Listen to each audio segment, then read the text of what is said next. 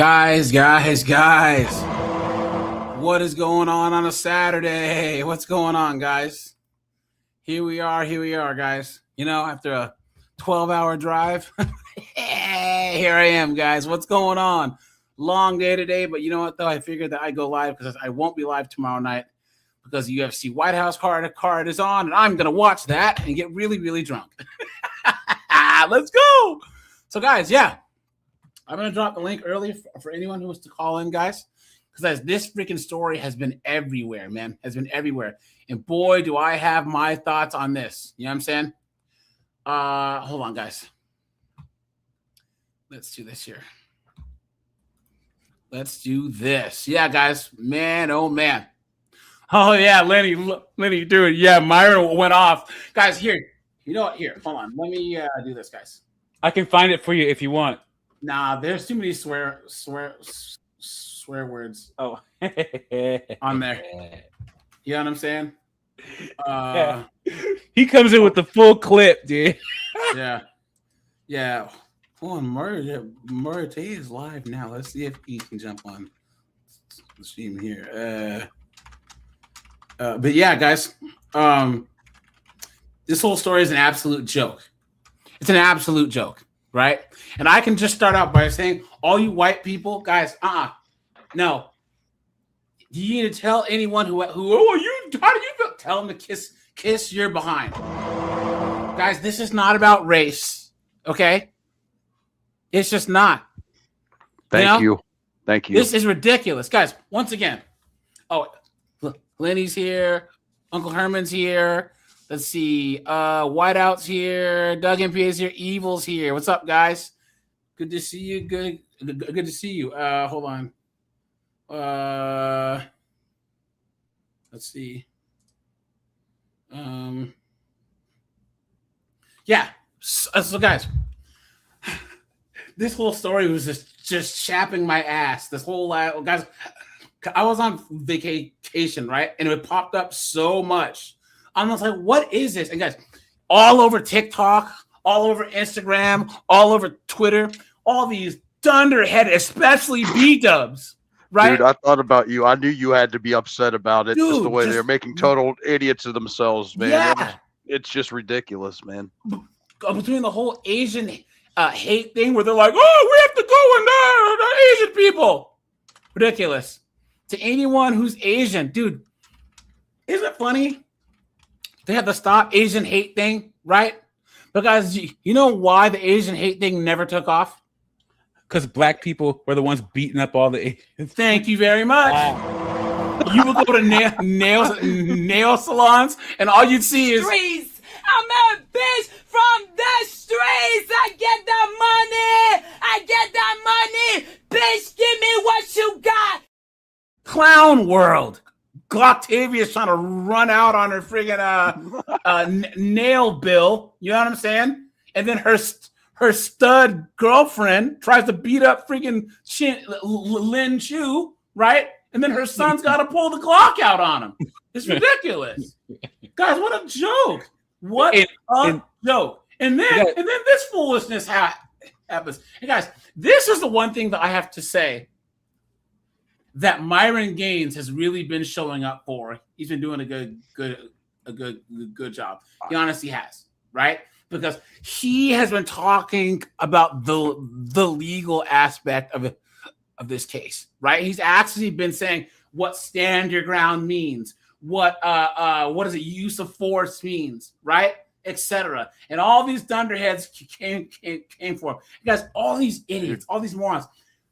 Andrew Wilson jumps on this idiot stream, right? I'm not going to even say his name, but he's a smaller content creator who's known for burning bridges.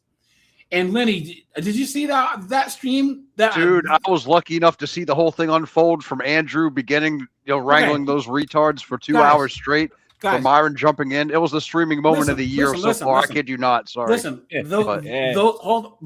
that guy. That was the one that had Pearly Things on there, and then she pissed Pearly Things off.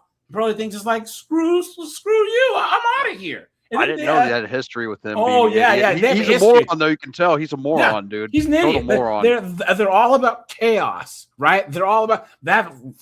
That's why their channel doesn't grow. Here's the thing. Somehow these knuckleheads managed to have Anton Daniels, Andrew Wilson, Pearly things. And then, if Andrew Wilson were to jump on this panel right now, right? Guys, he's a guest, an honored guest, because he's a larger content creator, and I like the guy.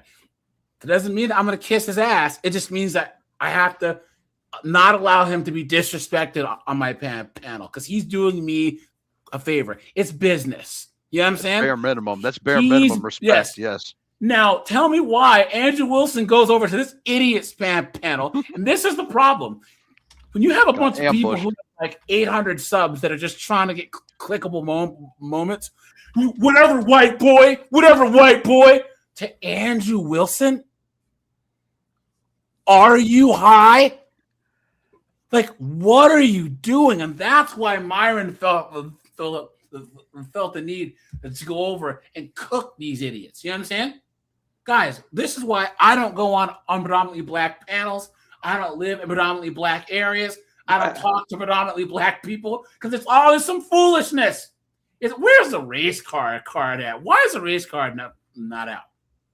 Guys, this is absolute. I was talking to one of my friends in real life, and I had him on speakerphone, and I was talking about this, and I was like, you don't.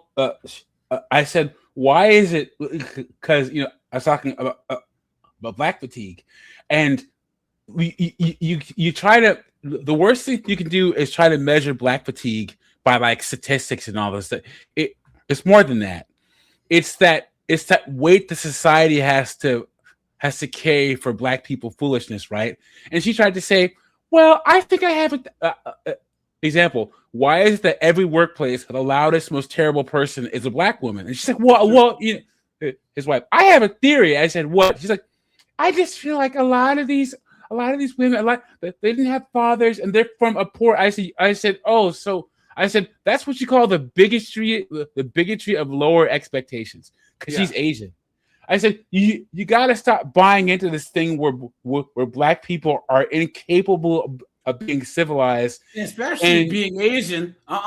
Showing out for black people is the last thing in the Asian squad to do right now. Yeah.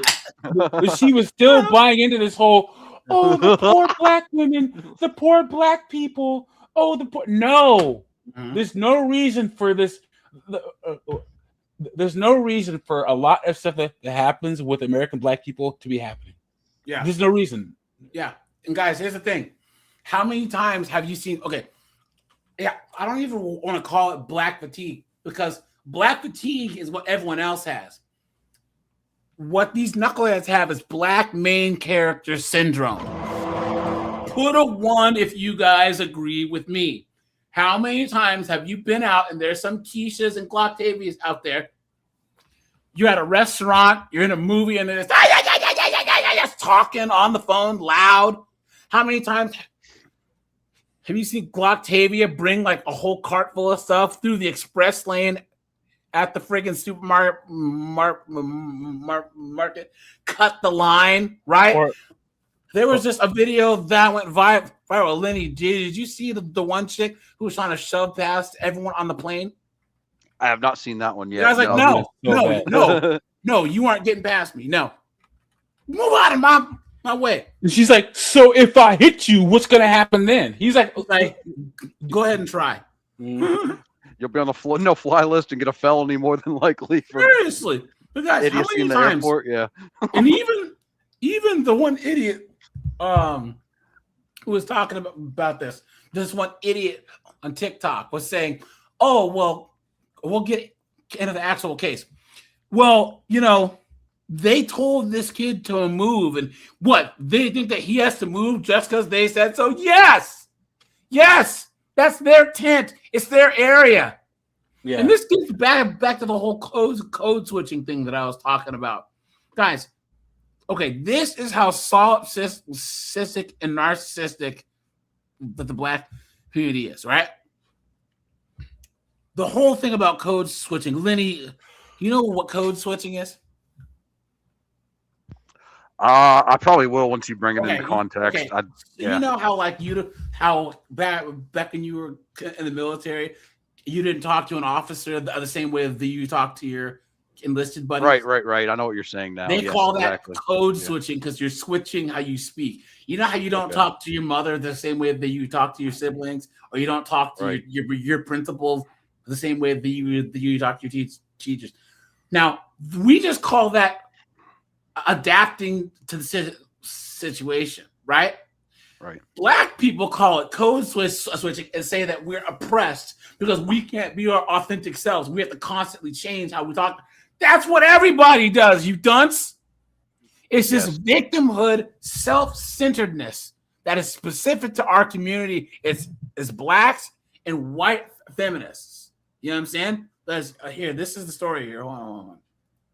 This week in Texas after a jury found 19-year-old Karmelo Anthony guilty of murder in the stabbing of 17-year-old Austin Metcalf. Anthony was sentenced to 35 years in prison. The two teens were high school track athletes. Good. Guys, here, can I start with this? Right? He got 35 5 years good.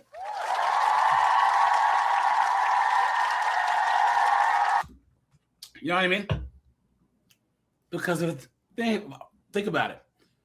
I actually watched this thing saying, guys, I actually don't think that 35 years was enough. You know? If you actually think about it. He's 19. He got 35 years. Listen. You usually only do about 75% of your time unless you do something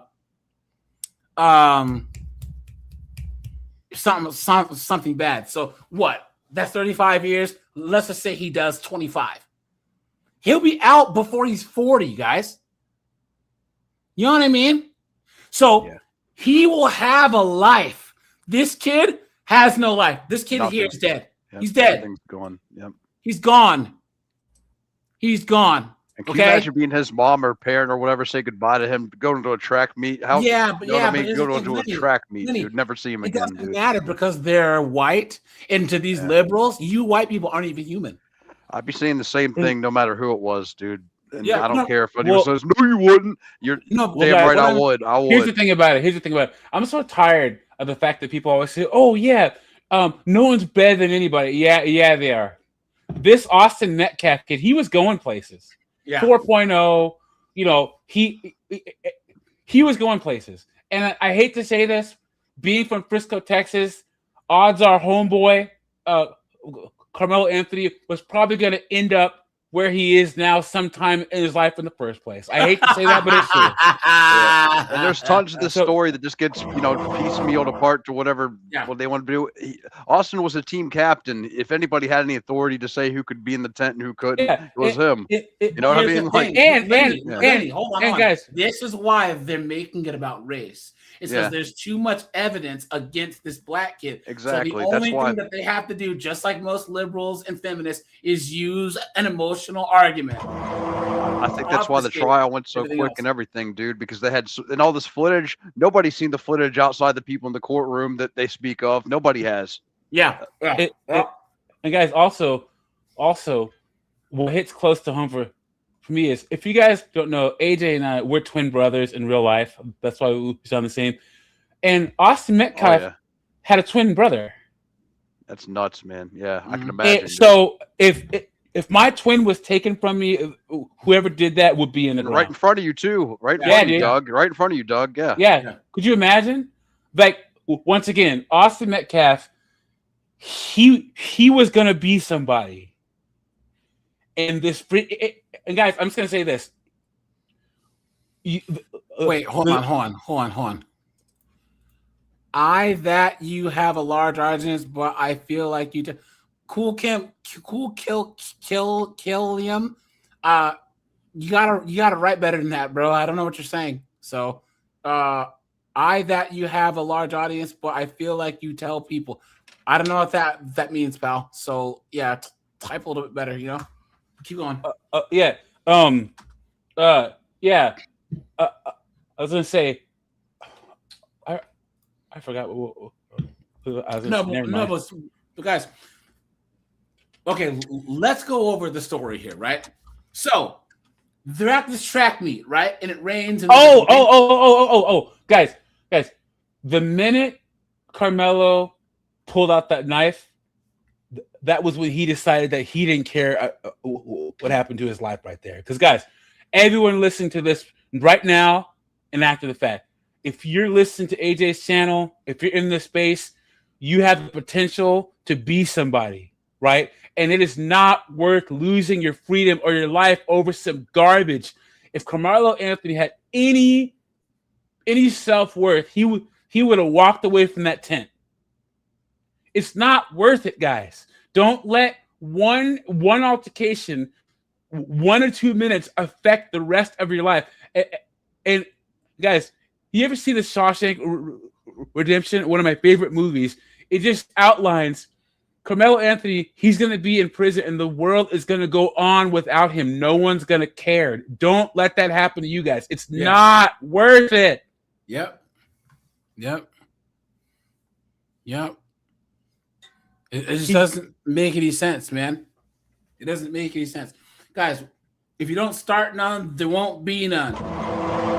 So, guys, they have a rain delay thing, and this Austin kid,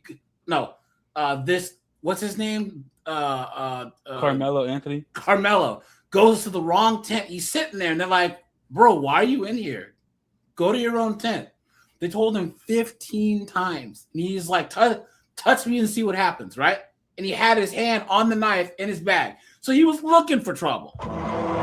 He was trying to start an altercation with a weapon. And then the moment this kid said, hey, dude, get off, leave. He pulls out the knife and stabs him right in the heart. Now, guys, people want to argue self-defense. If it's self-defense and it's an unarmed person, you throw hands, right? The only way that you could argue use of force is if, like, let's just say that it's a woman versus like a full-size man, or you're getting jumped, or you're an elderly man, and there's a young, strapping lad beating you. Then you could say, I need to use a force multiplier. But there's no reason why.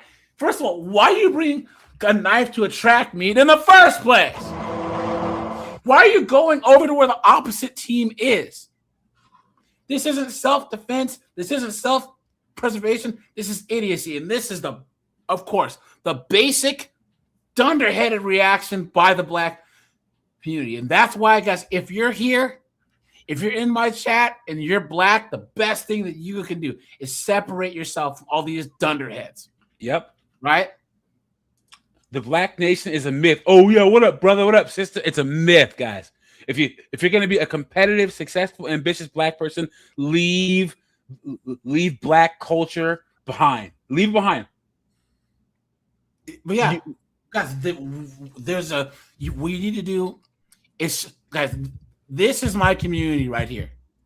All you guys in the chat, right? All you successful, competitive, assertive men, right?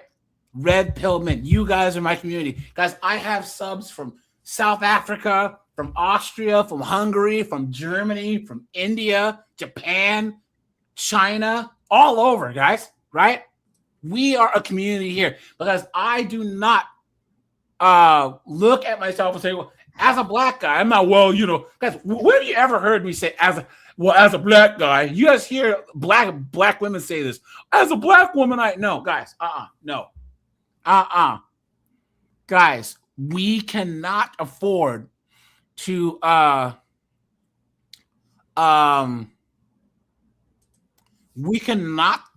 divide ourselves and be tribal like the liberals, the wokey wokes, the feminists. You know what I'm saying? Guys, we can't. We cannot. Guys, as long as you are, like I said, you're moving towards success, you're making the right moves, we support each other, guys, you are good. Because there's no reason why this kid should have had a knife, and there's no reason why you respond to someone who's unarmed with a knife. Guys, right there, you're cooked. It doesn't matter what happened. The person that's unarmed, even if they hit you first and you respond in time and kind with a weapon, you're cooked. And this goes with a baseball bat, a pistol whipping, brass knuckles, any of that, guys, you're cooked. Because you are intending to do much more harm than they're doing. It's not about self-defense then. Self-defense is calling for help, throwing hands, tackling the other guy. It just doesn't make any sense. And now this absolute dunderhead, he's in jail. And then there's a GoFundMe. And guys, I hope to God none of my awesome subscribers gave any money to these idiots' parents. Karmelo Anthony's parents. They raised almost $700,000 or $800,000 for his defense. Guys, get the fuck. You've been had. You've been hoodwinked, bamboozled, led astray, run amok. People are sheep. They're sheep. What, guys? If you want to donate your money to a cause, here, guys. Here, hit my super chat. Okay? If you want to, because I'm serious, you guys. Come on, And guys, Lenny, you've been rocking with the channel for about two and a half years, right? Right. Yeah. How many false flag hate crimes have I exposed on this channel? Right, where they're like, "There's racism," and it's all fake. Every time. At least 2 or 3 dozen of them. And then, of course, you always have Pastor Porkchop, Reverend Dr. Shabazz out there, right? And a bunch of community leaders and activists acting a damn fool just to find out that it was BS. What a joke. Guys, never believe their existence. These idiots. Here's the thing. What do those people do when there isn't some kind of racial incident? What do they, because they always hear, it's like they live under a rock and peek their heads out when something like this happens to make it something that it isn't. Where do these people hide between these incidences? I don't get it. So AJ, what you just mentioned about most of the time people do about 75% of the time, it's actually about 2/3. But in this case, because he was a minor at the time of the incident, he'll be eligible for parole at 50%, so 17 and a half years. Yeah, but that's if it's good behavior, guys. He will have problems in jail. Guys, put a 1 if you agree. Yo, dude, he's gonna be Bubba's girlfriend in jail. You know what I'm saying? Straight up. His parents better give him a whole bunch of soap on a rope. Yeah. They may be sending him extra honey bun money for protection, dude. Or someone's gonna take his honey buns. Oh, he better be hooking other people up with his pork chop in the cafeteria. I know, right? I don't want this pork chop. What a great movie, dude. I love that movie. Yeah, dude. But guys, so then they have to GoFundMe, right? Then his idiotic parents take the money and buy a house. Yeah. And this Karmelo kid, he has to get he wants to appeal, but no. He can't afford an attorney to appeal. Defender. He had to get a public defender. And guys, they offered him a plea deal. They said, "Look, plead to whatever," and then he would get I think he would get like 15 years. He went to trial, lost, and got 35 years. It doesn't make any sense, man. And now like, "Oh, this is racist." Please. But here we go, guys. Competing schools. They were both 17 at the time of the incident. The jury rejected Anthony's claim that he killed Metcalf in self-defense. The closely watched trial is sparking debate over self-defense, race, and school safety. This morning, we're joined by attorney Joanne Molinaro to discuss this case. Guys, could you imagine if the races were swapped? What would happen? Can you imagine if a white kid stabbed a black kid in the chest? How much crazier this trial would have been? It wouldn't matter what the verdict was. Something would have burned. It just doesn't make any sense. Yeah. This white kid he's no longer on this earth, and they've called him and his family all types of crazy names, racist, and all this other crap. But imagine, yes, thank you. Yeah, riots would have been in the streets. Yeah. And guys, this is so I've been looking at both sides of TikTok. Colin, Lenny, you guys are the resident white dudes. Wasn't it nice to see that there were so many white people who just had it? They just had it. Like, no, this case is not about race. This is foolishness. I'm not going to apologize. I'm not going to put a black square. I'm not going to put free Karmelo. That's what made the behavior even more disgusting, because everybody out there had class, just holding up signs of support and everything else. Then you had other people doing everything they could to accidentally say somebody bumped into them or jumping in their face, try to antagonize them, waving hands in face, cussing at them. Yep. You know, and only one side was doing that. So yeah. And also, so you remember that story where that black woman went into the Tim Hortons and after and found out and ended up dying? Yeah, Colin, do you remember that we covered that? Yeah, that 75-year-old B-dub got that young girl's I remember it too. Yep. Yeah, she pushed her, and then she had a heart attack, and then, "This is my mom. Oh, she was a victim." No, she wrote a check her ass couldn't cash. So you could tell this progress because they had a GoFundMe, and the last time I checked it, it was only at like $6,500, $7,000. So ridiculous. So America's healing, guys. Yeah, seriously. Especially young, like Gen Z white dudes have had it. And guys, don't let anyone shame you. None of you guys own slaves. None of us ever were slaves. So what's the point? What is the point? Guys, one of the best things that Andrew Tate ever said. Racism is for poor people and stupid people. Because, guys, you think that a Saudi millionaire, billionaire, an African millionaire, billionaire, a Chinese are going to not do business with each other because of their race? No. They make money. That's just how it works. Only the dumb, the idiotic, and the moronic just jump straight to race. What a joke. And all you Asian people, man, Asians are the only ones who have the balls enough to actually build businesses in black neighborhoods anyways. So if all the Asians leave, all the black neighborhoods are completely cooked. Look at that. So, well, you guys have heard what's happening with all these B-dubs, what they're doing to Chinese restaurants now because of that Chow case? They're calling in all these food orders and then not picking it up. Yeah. Jerks. Disgusting, dude. Yeah, that's stupid.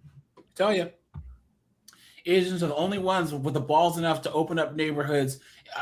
Businesses in all black neighborhoods. They know that they have to put bars on the windows. They know that they have to have armed security, and they still say, "Look, I still want to make money." Yeah, they'll roll the dice and come here with absolutely nothing, dude. And just just a leveraged loan is all they'll come here with. It's crazy. I'm telling you guys, when I bought my house, I drove around to make sure. I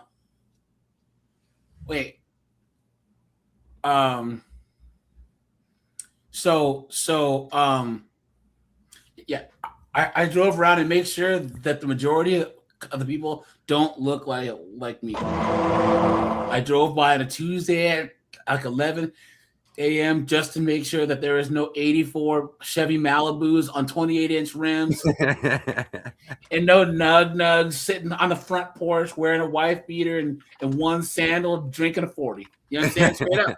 Guys, my neighborhood is great, man. Straight up. And guys, you know what the best part about white people? Lenny, Colin, what do I would say is the best part about white people? We're boringly predictable. Predictable. Guys, I know when my neighbors all get up and go to work, when they mow their lawns. I know when all the school buses come because they're predictable. They are predictable, man. Guys, that's what you want. If you put 20% down on a house, pay to furnish it. You have a mortgage. You know what I'm saying? Why would you want to live around some of the most dunderheaded, unpredictable, ignorant, moronic people there are? You know what I'm saying? Here we go.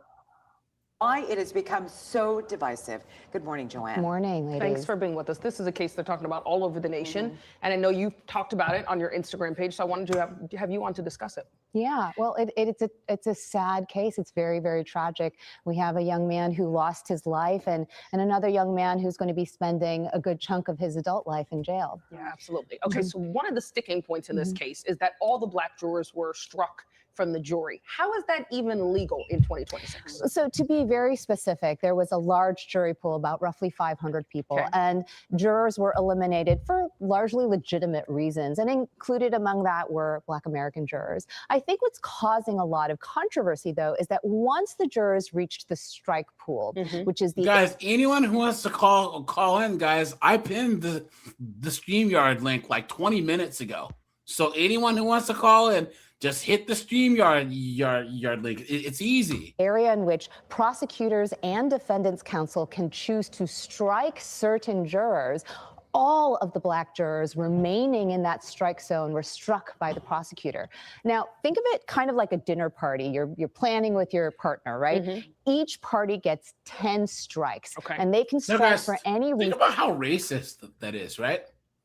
To say, oh, I'm just going to have black people on there because they're just going to automatically vote. I mean, think that the black person's innocent. That's crazy. Not the way it works. Yeah, but yeah, I'm just saying, like, yeah.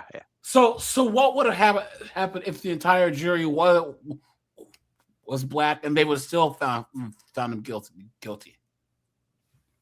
Look at that. And other than race or other improper reason. And in this case, the prosecutor said it had nothing to do with race, but it's very eyebrow raising that all of the remaining black jurors were struck by his strikes. Wow. Please. Joanne, 19-year-old Carmelo Anthony claimed he stabbed Austin Here, Metcalf pause in it here just for a self-defense. So second, AJ. can you explain? You know, they're forgetting to mention that one of the three black jurors, well, all three of them basically disqualified themselves because of the statements that they made. But one of the three black jurors straight up said, I don't know if I could put a brother in jail. Yeah. You know, I mean, come on. They had candidates. Yeah, they had candidates that could have been on the jury. Yep. Yeah. Guys, so you guys know how you get out of jury duty? Dude, but Lenny, you know how? What's that? How's that? They ask you if you have any biases. Yeah. Jews, niggers, Asians, blacks, whites, Mexicans, Puerto Ricans, Cubans, dogs, horses, fish, roaches. Hates them all. Butterflies, and nigga, I don't like nothing. Did you ever see that clip of Beetlejuice's Uncle Sam where he hated everybody too? Like that's I hate him. You get out of jury duty right there.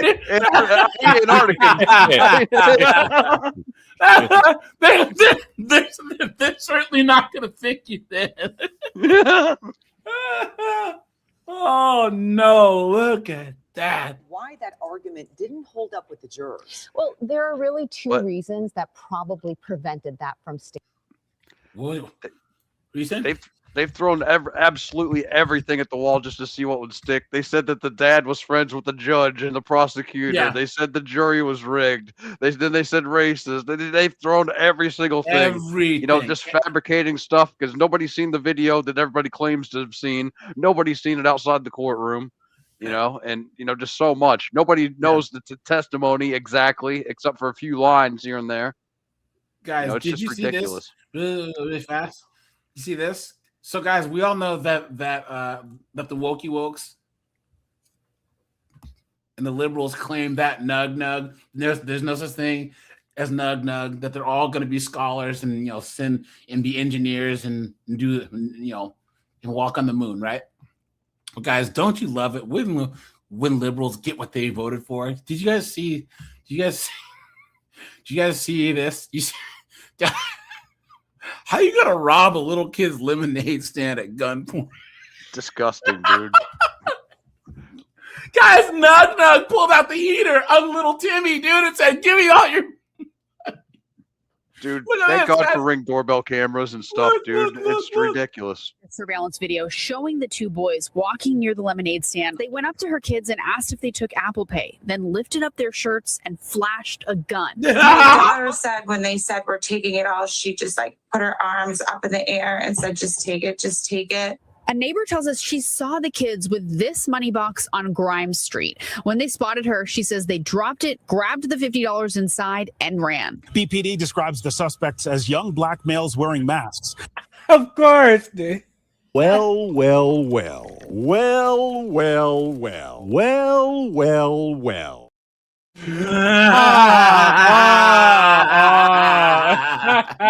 You know how old the taller one is? Apparently 14. The one that had the piece. 14, dude. The other one's 11. Apparently. Guys. I hate niggas. I love black people.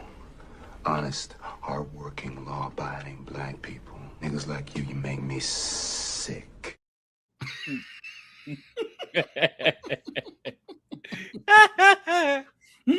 One suspect could be as young as 11 years old and the other about 14, police say. I just was like a little annoyed because we were 12 and 11 and you shouldn't really do that. Cat Clem, do you want to keep your camera on? Okay. Do you want to keep your camera on? Because I'll let you up in about 10 seconds. Okay, there it is. Yeah, guys, this is just sad. Who robs a kid's lemonade stand? You know what I'm saying? How you gonna flash a piece at a bunch? I don't know what I just found, but I do agree. That's terrible. I mean, come on, man. They're just selling lemonade. I was at work and my daughter called me hysterically crying. I had a 12-year-old. Someone just came up with a gun and. I had a 12-year-old. I used to work for the Boy Scouts. I had a 12-year-old, and they called the cops on him as a black boy. They're like, "Yo, you can't sell this shit in my neighborhood." So I do understand that. I'm sad that as a white boy, but you gotta have a license. That's why I tell me, you gotta go talk to the city for a license. Yeah, you need to lay off the booze, buddy, is what you need to do. He's drunk. Yeah. Sorry, bro. No. Usually I give you a chance, bro, but I was on the road for 12 hours today, right? And I'm trying to be a little bit serious here, you know? Bro, guys, this is sad, but this is what causes black fatigue. Okay? Whoever you are, kill him, dude. Call back in when you're so sober, bro. You'll be fine. Like you aren't banned permanently. I'm just letting you know that I had to kick you, but because I have 47 people in here and more are gonna join. So AJ, if they catch those two people, what's the rhetoric gonna be? Oh, you have to go easy on them because they just made a mistake. They could be astronauts one day. You don't Unless it was your kid who they flashed a gun at. What a joke. Stole all of our money. There's two innocent little kids just trying to make some slush money, and they have to be feared for their life. This tight-knit community is coming together and holding another lemonade stand at 5:30 tomorrow. Now they got armed guards. Now they have automated gun turrets. Right here in the same location to show their support. Half the money raised will go to an organization that combats gun violence. How? You know what? Here, Colin, Lenny, everyone, please unmute. Did officials say? Hold on. Wait. Because what does an organization that combats gun violence do? Nothing. Nothing. You know what I mean? Like, what do they even do except take money and then all the administrators get a bunch of money? What a joke, guys. Well, this is obviously a stolen one that is under the radar that nobody can track, that they acquired who knows where, God knows how. This is why gun control laws don't make any difference, because the criminals are always going to have guns, guys. Raddick says they go to press conferences. Facts. Yep. He says they complain, write letters, and go to press conferences. Guys, hit the like button. Guys, hit the super chat button.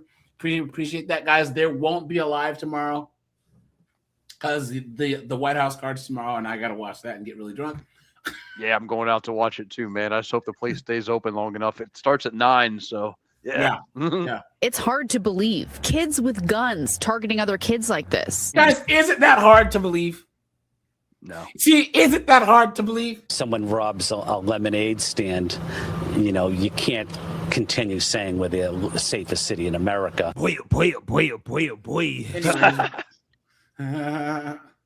Sticking with the jurors. And the first one is a proportionality argument, right? Deadly force is only permitted when there's a, protection of otherwise deadly force. A shove or a push, that doesn't rise to the level of saying, I'm going to take my knife out now and respond in kind. It's not. Thank you. I can't believe well, she's probably Filipino or Asian, so she makes sense, right? But guys, I mean, come on, right? Someone's making sense here. There's tons of speculation too. Sorry. Keep going. No, tons of speculation too, but nobody's seen said knife yet either. Nobody has seen it to sit here and make judgment on it. People are making a lot of idiotic claims. It was a Leatherman or whatever. Like, who knows? I haven't seen it. Nobody's seen it. Yeah. For a fact. What type it was, I would really like to know. So obviously that probably had a lot to play in with the trial as well, I'm sure. But nobody's seen an actual type of knife it was. And you know that it's BS when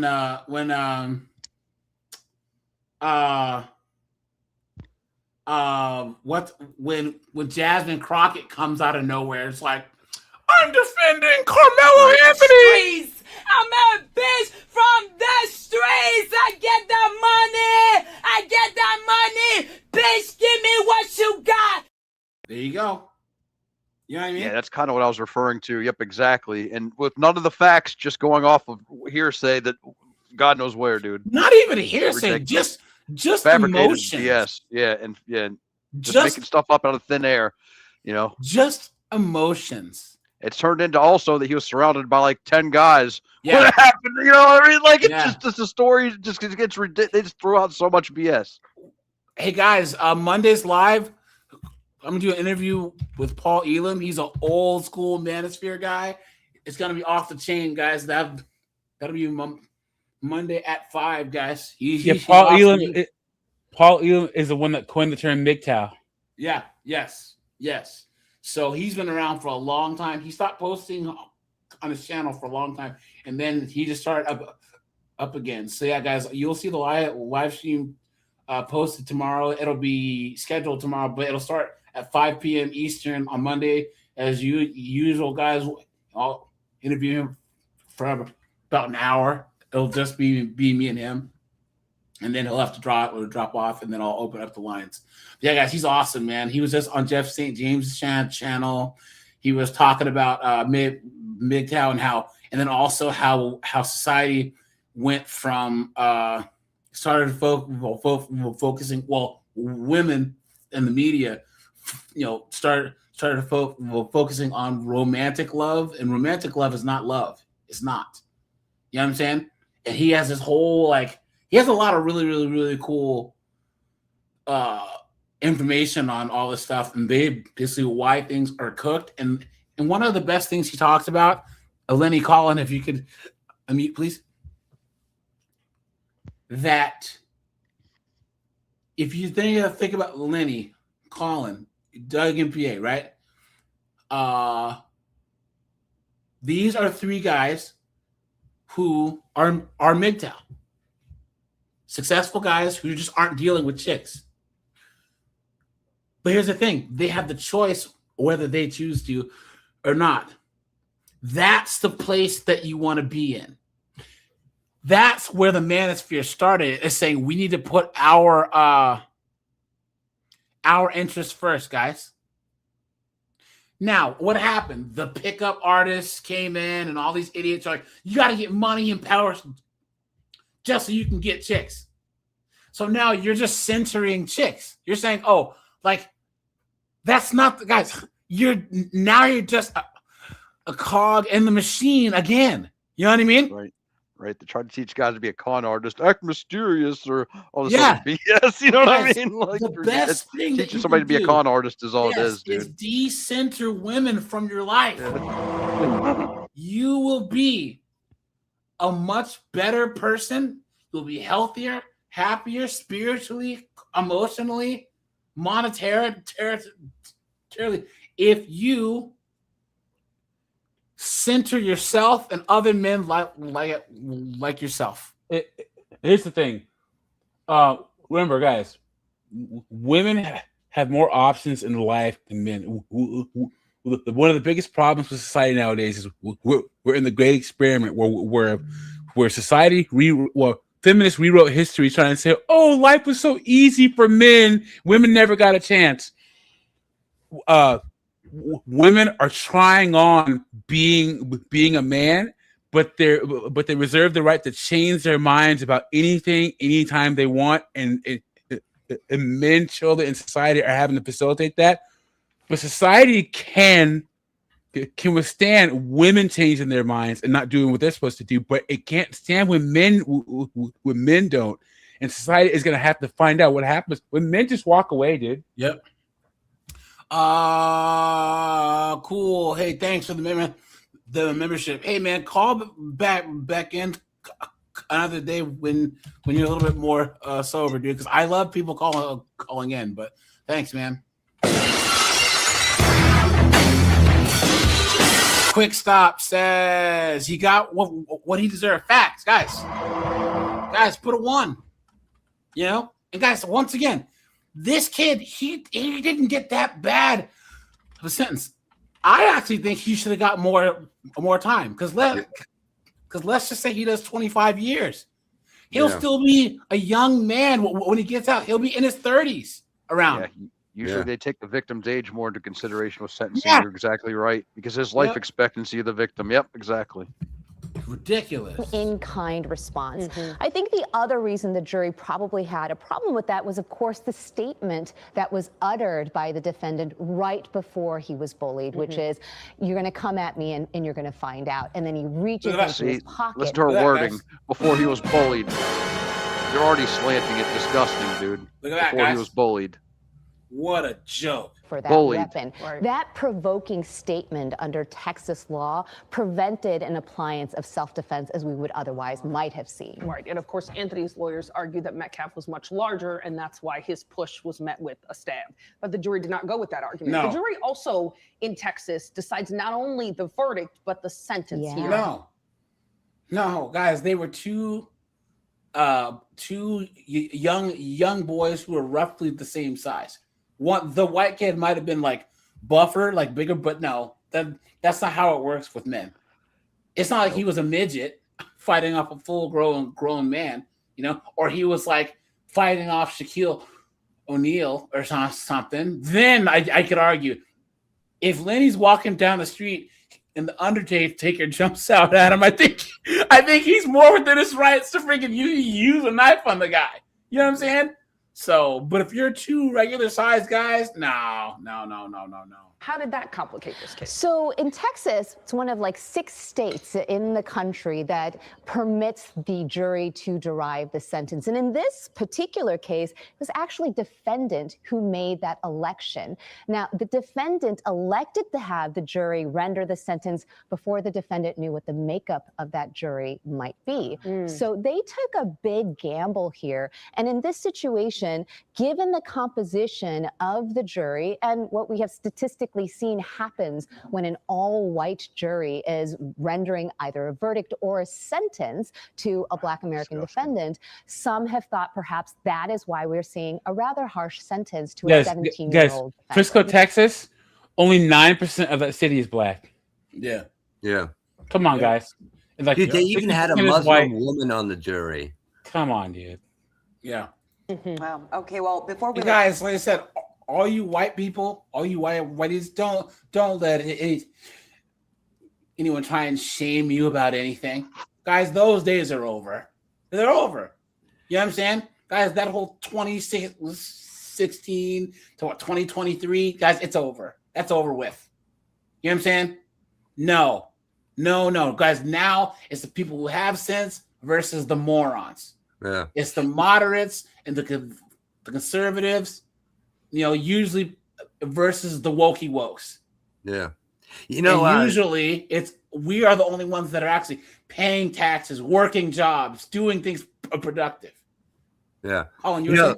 I was watching another video talking about the reaction or the backlash from all the B-dubs and the nug-nugs about this.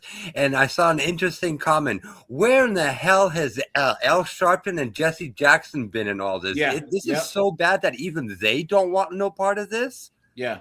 Oh, wait, no. Jesse Jackson, he croaked, didn't he? Is he still alive? Yeah. He's gone. Al Sharpton's still alive. Yeah. I mean, just think about how this is so bad that even Al Sharpton doesn't want nothing to do with it. I mean, guys, look now. This is a dunderhead that I was talking about, right here. Okay, and what's funny is I just saw him pop up on TikTok, and now Black Conservative Perspective covers him. Because this idiot right here is everything wrong with the Black community, all in one dunderheaded package. Watch. Anthony was murdered for fucking defending himself. These two white boys, he out in the daytime at a track meet, whatever the fuck, he minding his fucking business. These two white boys walk up on him and try to remove him. Now they say the coaches was trying to get him to leave beforehand and all that. They asked him to leave 15 times. You can ask me whatever the fuck you want. I don't have to adhere to what the fuck you. And why wasn't the police called then? These two average white boys off the fucking street ain't no fucking security. These niggas gonna walk up to me and put their hands on me, and then Texas gonna find him guilty of fucking homicide, talking about some you not supposed to meet a push with a stab. Once a nigga violate my personal space, the way I choose to violate his personal space is 100% my motherfucking option. And you're gonna end up in jail too, being freaking Bubba's wife. Dude, I've heard a lot of people say too on the counter side, dude. You know how a lot of people are going to start dealing with ghetto people, AJ? They're just going to call the cops first and ask questions later now for any interaction that starts going south because they're not even going to deal with it anymore. Let the cops sort it out. I'm telling you guys, I honestly believe, guys, the Black community's been held hostage by dunderheads just like this. You guys know how many good, hardworking Black people live in Black neighborhoods? I don't know why they should leave, right? But are held hostage by dumb idiots just like this. They don't care about anyone or anything but themselves. What a joke, guys. This is a solipsistic, narcissistic way of thinking. I'm going to do whatever the hell I want to do. And if you have a problem with it, you're a racist. Fuck. You've been had. You've been took. You've been hoodwinked. Bamboozled. Led astray. Run amok. Guys, here's the thing, guys. I'll put a 1 if you agree. The very concept of this victimhood that Black people think that white people get up just can't wait to oppress us today. Guys, the average white person doesn't care about Black people. They're trying to pay the bills. The average white person is getting up on a Monday morning at 7 o'clock to freaking pay the bills, go to work. You know what I'm saying? Kiss their kids goodbye, get up, go to work, drink some coffee, take their morning dump. You know what I'm saying? That's what an average white person is trying to do. But there's this victim head mentality. Just act like somehow all of white people just can't move on with their day until they've oppressed a Black person. Please. The lie detector determined that was a lie. Lenny, you were saying? Lenny? I lost my train of thought. Sorry. Yeah. My choice. What you mean? And then all of this shit happens. I add all of this shit happens in the same week that a Chinese man shoot a little Black boy in his fucking back after chasing him down a whole motherfucking football field for not stealing from his motherfucking store and then going to court and getting found not guilty. I thought we was awful. At what point do we draw the line for self-defense and say, oh, yeah, no, this was that? Y'all niggas walked up to me and put y'all fucking hands on me, and I stabbed y'all. And I'm found guilty. That's not self-defense. But a nigga chased a nigga for a football field and shot him in the back, and that's self-defense. What the fuck is we doing here in America, bro? The lines are so leave, get out. If you don't like it, get out. Right, guys? Get out. This is the only country on God's green earth that the people who hate it won't leave. Right, guys? Isn't it funny how that works? Come on, man. Blur. It's 16 from Channel 16 News, bro. And I realized as a black man, my life don't mean a motherfucking thing out here. I'm gonna just try my best to stay out of trouble in unfortunate situations. You should be doing that anyways. You should be doing that anyways, you absolute dolt. Oh no, what I was gonna say, AJ, sorry. Look at this. Like this idiotic self-defense logic they're applying, you know where it comes from? It's like the respect logic from serving time in like county jail. Yeah. Like if somebody it's what it is, and that doesn't fly out on the streets, dude. I'm sorry, it doesn't. Yep. It doesn't. And guys, there's nothing. First of all, guys, I always laugh because everyone and Eleni, you know how to fight because you were in the military. Isn't it funny, guys, how all the toughest guys know how to fight, guys I train with and stuff, know how to fight, never talk ish, just don't fight. Guys, I don't fight. Why? You know, what's the point? And I know how to fight. It's always the loudmouths, most insecure guys, because they don't know how to fight. You know what I mean? Yep. The moment that you know how to defend yourself, you're just calm. Like, why? Dude, you aren't worth here. Let me buy you a beer so I don't have to kick the hell out of you today. You know what I mean? But guys, please, if you don't know how to fight, guys, jiu-jitsu, judo, boxing, kickboxing, do something with yourself. Lenny, do you remember the world before you knew how to fight and then after? I do, man, because I have a couple scars on my eyebrow and the back of my head to prove it. No, I'm running my mouth. Yeah. When I was a kid. Yeah, but just think about the difference in the world after you, like, now you walk around like, yeah, I'm good. You know what I mean? But it's idiots like that dude in white who always got to make it scene. Now, guys, some black people have some sense, right? Yeah. Like this. Let's just be honest. If I tell you, bro, I wish you would. Come on, I dare you, nigga. Touch me. If I'm saying stuff like that, does that sound like I'm a victim at that point? Like, let's really be honest, bro. Let's cut out all the race. Let's just make these people both the color green. Come on, like what? I don't get it, man. And I know people gonna call me a sellout. They definitely gonna see that. Boy, I know I'm finna get ate up in the comments. But I'm just being honest, bro. We all know what's the number one rule when it comes to dealing with people that you don't want to deal with. Hey, back out the fight. You don't gotta argue every point. The moment you stand there arguing with people saying, I wish you would, bro, you not sounding like a helpless victim no more. And you in high school and you shanked the dude, bro. God. Man. I'm not gonna lie to you. Being black right now is completely embarrassing. For days, I've watched black people jump around like monkeys, act a belligerent fool, act a whole entire nut over a decision that somebody chose to do. And now, y'all are out here harming innocent white people in the name of Karmelo Anthony. We are the reasons that we are at the bottom of the totem pole. No other race is responsible for why we are here. We put our own self in bondage. We put our own selves in captivity. All because of our stupidity. It's all because of the bad behavior. What do we say? We know when a person has learned their lesson through changed behavior, and the behavior is still the same. We have not learned nothing. Because we have learned nothing, we are continuing to rot as a nation of people. That is why I'm so grateful that God has separated me from the majority of you. Wait. There you go, guys. Right? I said it better myself. You guys, didn't I say? I say, you know, we're cooked when B-dubs are the voice of reason. That's how you know we're cooked. It's over. Cooked. Even though it seems like a lot. And there's this chick too. Hold on.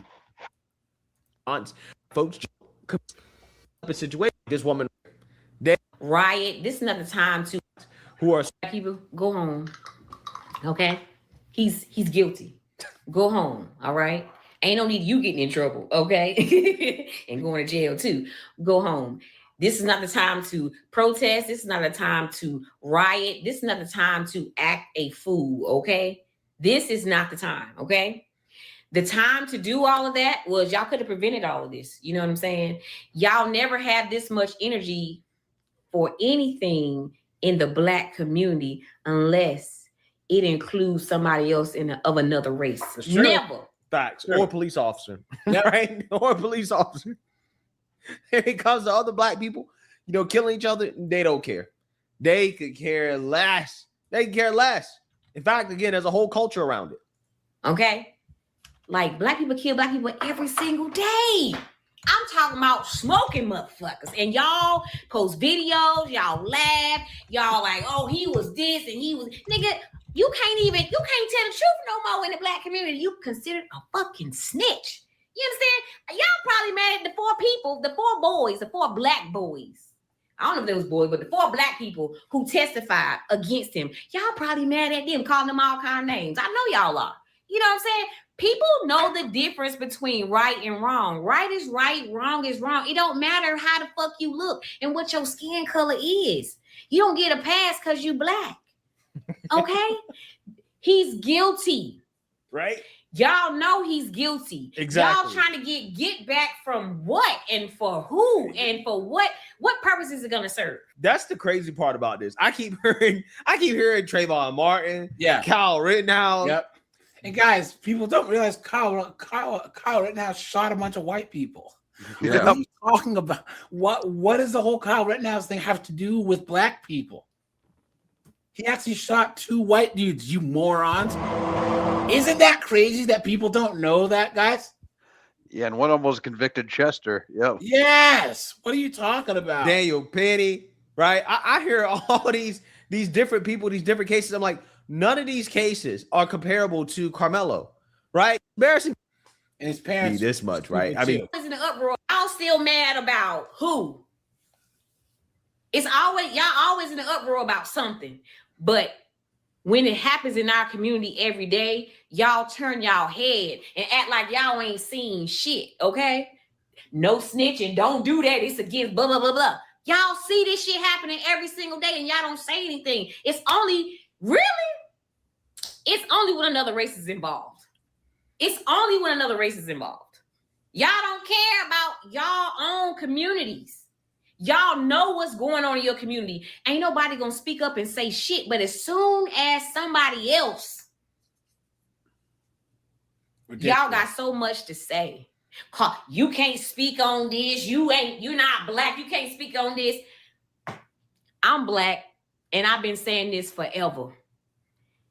They're gonna keep fucking around, and they're gonna keep finding out. Okay?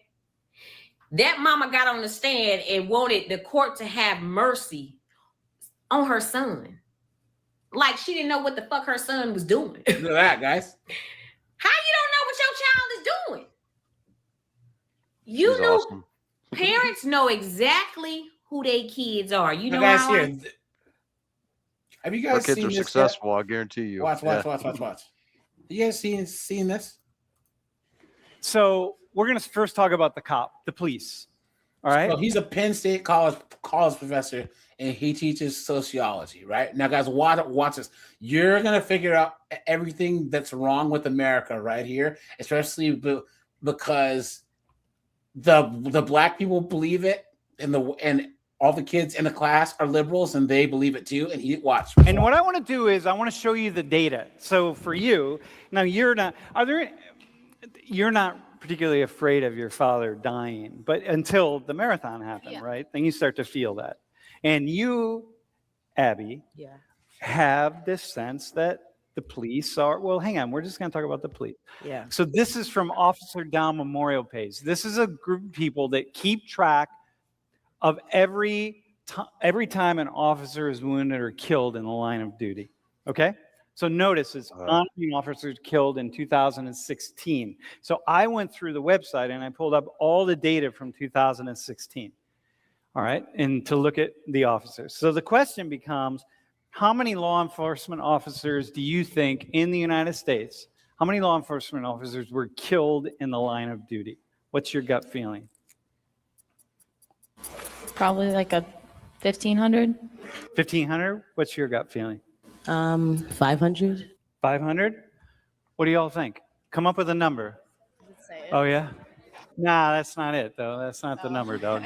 I was like, Okay, you ready? Go to the next slide. 144. Yeah, I didn't knock that off. All right. it was way off. You don't enjoy cheating, you all, right? Now, guys, watch this. Like it's right? not. Watch. It's the challenge is what's fun. You don't enjoy. What do you think are the causes of their deaths? They were killed, according to this website, killed in the line of duty. I mean, they got. I bet I know. Assume, but Talk usually right into those situations, like where they get shots, probably something dangerous, like drug deals. Normally deal with like a great amount of that, or I mean, I mostly hear of drug deals going bad, that kind of thing. Since we're talking about is that they don't know what happened, being killed. Next one. Can you hit? Okay, here it is. 10 from heart attacks, 44 vehicle accidents, 3 911 related illnesses, by the way. People are still dying from 911. 67 from gunshot assault or stabbing, 12 from vehicular assault, and 8 other causes. Okay? Which means... Guys, this video is back from 2018, so... The next slide. 89 intentional deaths in 2016. Meaning that they self-deleted, guys. 9.9 out of 100,000 people. So if you put 100,000, fill up Beaver Stadium with police officers, 10 of them are killed intentionally in the line of duty. Is that a lot to you? I mean, with the numbers, no, but a life is a life. So Can you say more about that? I mean, even though it is only 9.9 out of 100,000 people, like that one person means the world. You guys, Lenny, sound off. In the military, there's a lot of self-deletions too, right? Oh yeah, That they it's don't talk- insane, dude. It's talk like about? twice a year you have to sit through so much awareness training and all this stuff, dude. It's Yeah. out of control. Yeah. Someone else. So Right, 10 out of No, that, if you go back to the first thought, if there's a political, that's a political decision to use the word killed and not use the word died. Because if you go back one slide, bro. So heart attacks isn't being killed. You're not being killed in the line of duty when you have a heart attack. sure. You die in the line of duty. So even to use those words, and what we're doing as a society constantly, the left wing does it, the right wing does it, is we're all using language and ways of talking about things that polarize the debates and polarize the issues. So on a website like this, that in no way, shape, or form should be saying killed, they should be saying died and or killed. See, you see it polarizes. This happens to be the police, but the other side, as we're going to see shortly, other people do it as well. So next slide. And next one. Just so in a total. Look, Jesus, look at this thing right here. Oh, look. We need it. We haven't heard it yet tonight. Hey guys, this thing has a soccer shirt. I guarantee this idiot doesn't play soccer. There's no way on God's green earth. You know what I'm saying? Evil. This guy's not tone policing.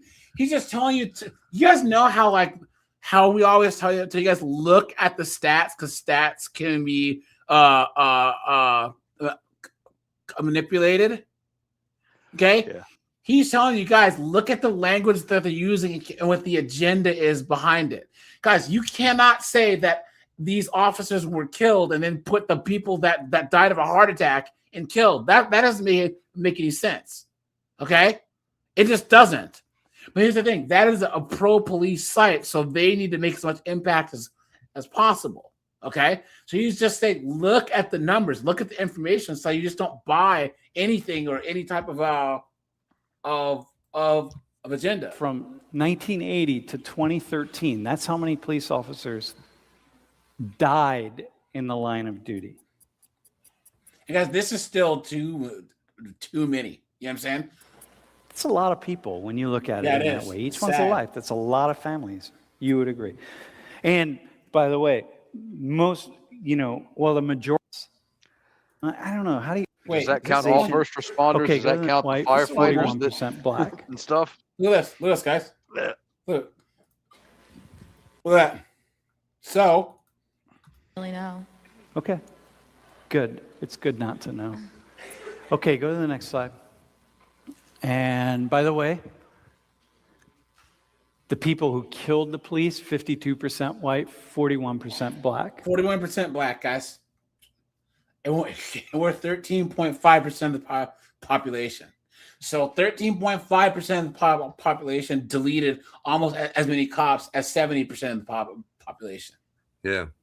Isn't it funny how that works, guys? Well.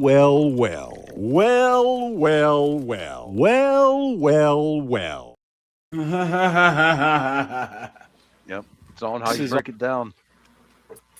Some thought to it. Now, guys, he has a thing on black people. I mean, on people killed by the cops, and basically, it's like there was like, hold on.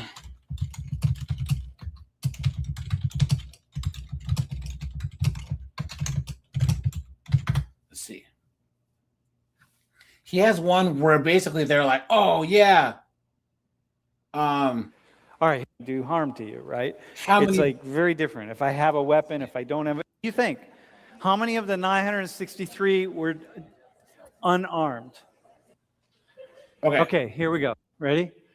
So how many of the 963 people were unarmed? This is what we're talking about here, So right? that's Remember right. the story? How many It's people? like, So that year, 963 people were killed by the cops. Out of the millions of police interactions and the millions of people out there, and that year, only 963 people were killed by the cops. Now, guys, what do we hear as black people and as the media? Oh, cops! I would say about Cops are hunting black people, right? Please. Cops are out there like fish in a barrel. 600 Yeah. will be no, black, 600. and then like the rest will be like maybe Hispanic.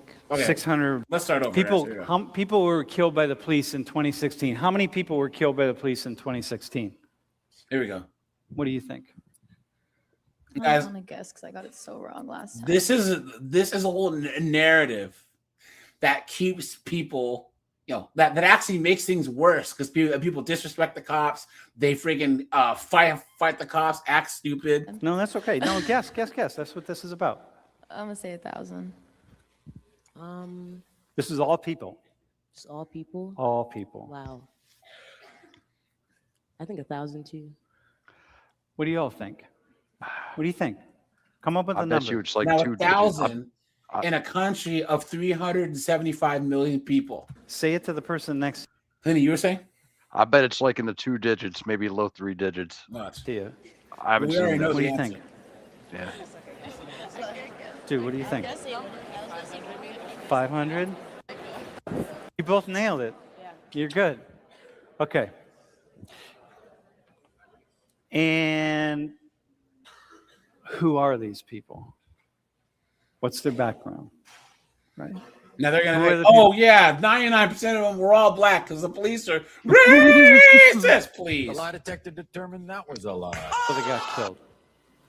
Of 963, how many do you think were black? I would say about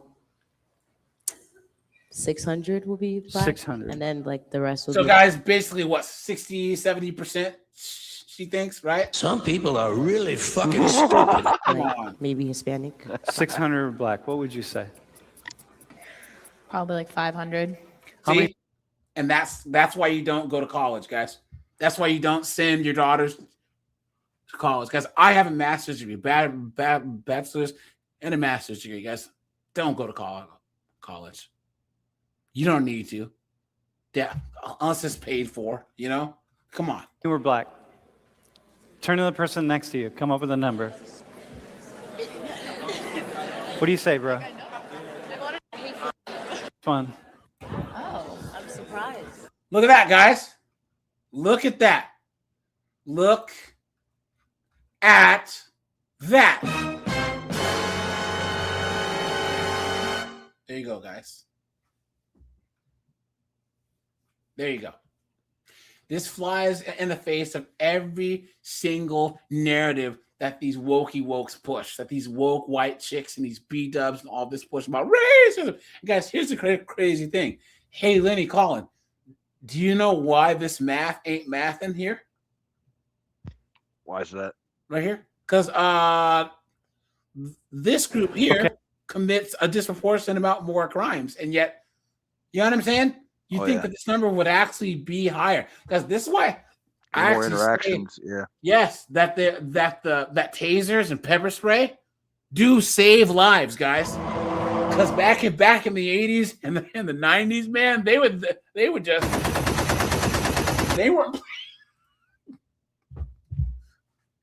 weren't playing games. Anonymous, hey, thanks for the $2. He said more whites are killed by cops. Yes, that's facts.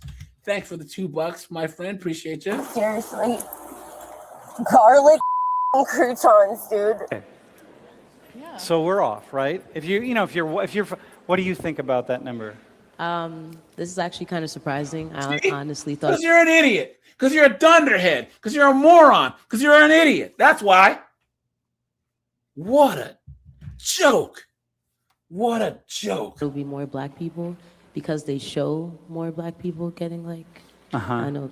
Gee, could it be because you're just reactionary and they know that you'll freaking crash out? You know? They want to keep people scared. Right, guys? What a joke. And I love how there's just no snitching thing. But then black people are like, they don't solve the crimes in our neighborhood. Well, you don't help them. You don't testify. Morons. They make it seem like black people are always getting killed by the cops more than. Come on. That was just like a couple days ago. Apart from that. What would you say? I find that kind of surprising too, but I agree. I see more media showing black people getting killed by police than white people. So it's probably just in my mind, since I see it more, then it happens more. Okay. So go to the next one. So here's U.S. population by ancestry. Okay.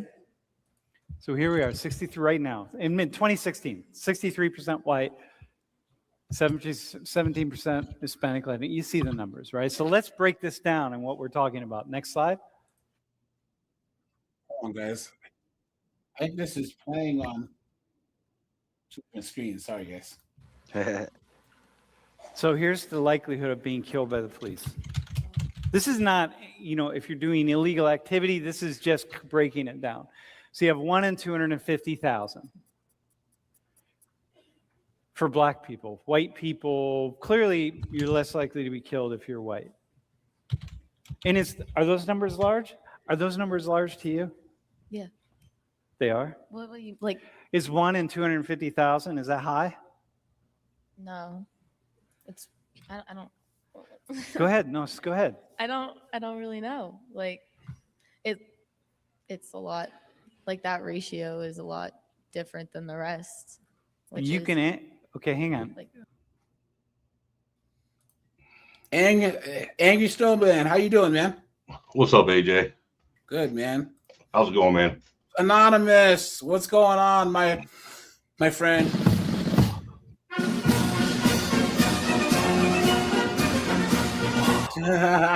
No, I'm just I'm waiting to talk about that Karmelo Anthony and his new best friend Debo.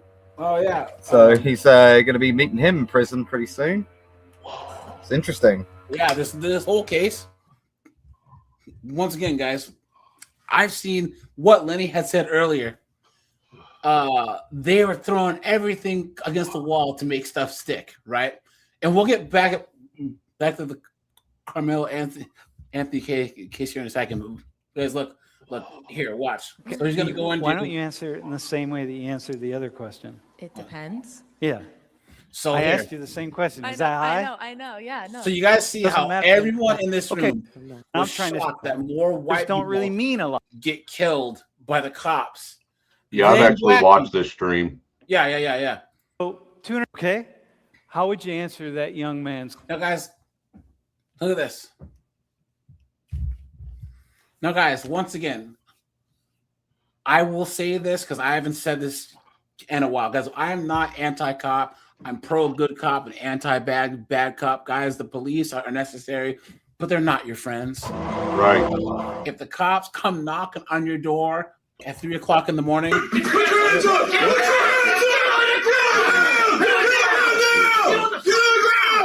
they are not there to be your friends. And if you guys find yourself in a police station, you don't know why, keep your mouth shut and get a lawyer. Okay. Well, you know, you were pointing out something when they were saying that they see it more on TV when you said that black people are more emotional. Yeah. The one thing that I've noticed that is just fundamentally different between white and black people, you know, I'm talking about black people in the community. You know what I'm talking about. I got to explain myself. But anyhow, is the fact that when there's a white person that's shot by a cop, if he's shot by a cop because he was committing a crime, we don't defend him because he's white. Yeah. If there's a school shooter that shoots up a school, we don't defend them because they're white. Put them under the jail. Same thing with, you know, child sex predators, with rapists. We don't defend any of these criminals and undesirable people just because they're white. We don't defend them. Yep, Asians are the same way, guys. There are hood Asians. If you've lived around Vietnamese, Cambodians, Laos, guys, there are some hood gangbangers. You know what I'm saying? But you don't see other Asians defending them, right? Every race of people has their trash, right? White people have trailer trash, right? Yep. Blacks are the only ones where we circle the wagons around Nug Nug and Guactavia. Why? Opportunistic victims. It just doesn't make any sense. Guys, you know we're cooked because blacks are the only group where you have Roland Martin, Mr. Loves Man Cheeks, talking about let black women lead. Can you name any other race that's like, hey, let's let them put the chicks in charge? And that's how you know, until further notice, the black community's cooked. And once again, you have guys like me, Keyshawn, Rajai, Secret, guys, like I said, nope. My group is right here. All honestly, you guys in this chat, because guys, the black community is cooked. It's cooked. Honestly, dude, the black community was cooked when they decided to make the N-word part of the cultural lexicon and then try and gatekeep it. I would say they have literally made it part of the cultural lexicon now in 2026. You got little white kids, little brown kids, little yellow kids all running around saying that shit to each other like they're friends. Yeah. Gen Z and young millennials drop the N-word more than anyone I've ever heard. For real, dude. Here's the crazy thing, Snowman.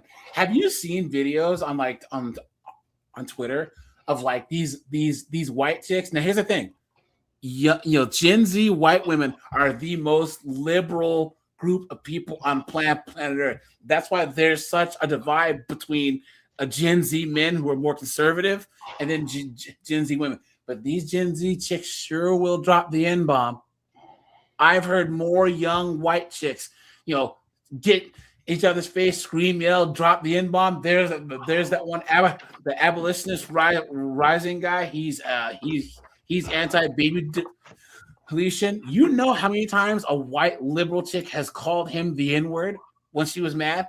He's a white guy. It's crazy. Well, honestly, to me, it really doesn't make any logical sense for a black person to walk around and call whites and blacks and whoever the N-bomb, and then get mad when people respond the same way. It doesn't make sense to me. But, well, you know, the thing that's if you're going to call me the N-word, I'm going to call you one right back. That's just how that works. You know what I'm saying? We're all adults. I just say that, guys, okay. One of the things that you learn, like a milestone in your life as a man who's productive, assertive, and ambitious, is you cut out all the negativity, right? And guys, the music you listen to, it does affect you. Thank you very much, guys. You have to cut all that. I don't really listen to like rap or hip hop. Dude, I used to be a big metalhead, dude. I don't even listen to metal anymore because of it.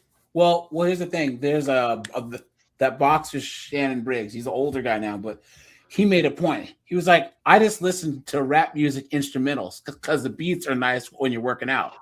You know what I'm saying? So like some of the old beats or whatever, or some of the newer guys will make good beats. Just don't listen to the lyrics. You know what I'm saying? They don't have no lyrics. That's a good idea. So now I'll put on, this song sounds good, but no lyrics. And all of a sudden it's like, this is pretty good, you know, but I don't listen to rap music or rap lyrics or anything. Guys, you got to cut this negative stuff out because it's just bad for your brain, bad for your... Listen to the Beatles, man. It lifts your spirit. Yeah. But yeah, guys, I just think that without this victimhood, and once again, there's an agenda here, right? Because we're going to talk this week, Lenny calling about Elon Musk being the first trillionaire. Guys, if you guys honestly believe Elon Musk is the first trillionaire, you've been had, you've been took, you've been hoodwinked, bamboozled, led astray, run on. Who was, if you adjust, who was it? The Rockefeller or Carnegie? Who was the first? No, guys, no. Who are the richest people? We know that, dude. Yeah. No. They're sitting on a bunch of oil on the Arabian Peninsula. Do you know how much the Saudi sheik is worth? More than you can even put numbers on. Yeah. He's worth billions of imaginary dollars. That's what he's worth. Billions of imaginary dollars. Because he's sitting on real oil. How imaginary dollars when you have real oil? How does that make sense? Oil's only worth what people are willing to pay for it. Well, not when our economy relies on it. Not when we all drive cars that need petroleum products. Well, look, I personally, now this might be, a little off to the side, but I personally don't believe that we are running out of oil. I don't. I believe that the earth produces oil regularly. I think oil is like the earth's blood. Honestly. Well, here's the thing. Did you ever read Tom Clancy's End War? No, I didn't. Series. It's a book series, and then it's like a Warcraft style strategy game. It's really, really, really good. Mm-hmm. So it's now the Middle East might run out of oil, but the issue is there's other sources where it just costs too much money to actually tap into it. Canada and Anonymous lives in Canada. Canada has a whole bunch of oil up in that Northwest Territory. Yeah, the West Coast. Yeah. A bunch.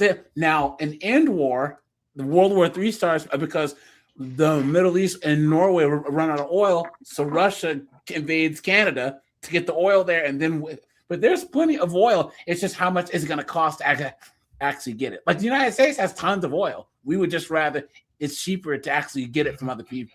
Right. It's all about the easily accessible oil. Yes. So, but anyways, guys, there are people who pay money to not be known as a billionaire or a trillionaire. You guys remember the Toronto Raptors got bought out in like 2006 or whatever by some random oil billionaire from Russia that no one even knew he existed. He just came out of nowhere and bought an NBA team. You know what I mean? There are people who are so rich and they just don't want their business out there like Elon, but Elon Musk is not the world's first trillionaire. No way. He's to other people, but all of us know. And then guys, we all know there's a certain country in the Middle East. Now, a guy, that code your language, obviously, you know what I'm saying? But we all know there's a lot of stuff What the land? The one land next of to the it. shekel. The land of the shekel. Yeah. But we all know, you know what I'm saying? You're talking about the pickle juice. that there's people are involved in that whole thing that are really, really rich. You know Yeah, what they I'm like saying? their money. They like their money to be kosher. But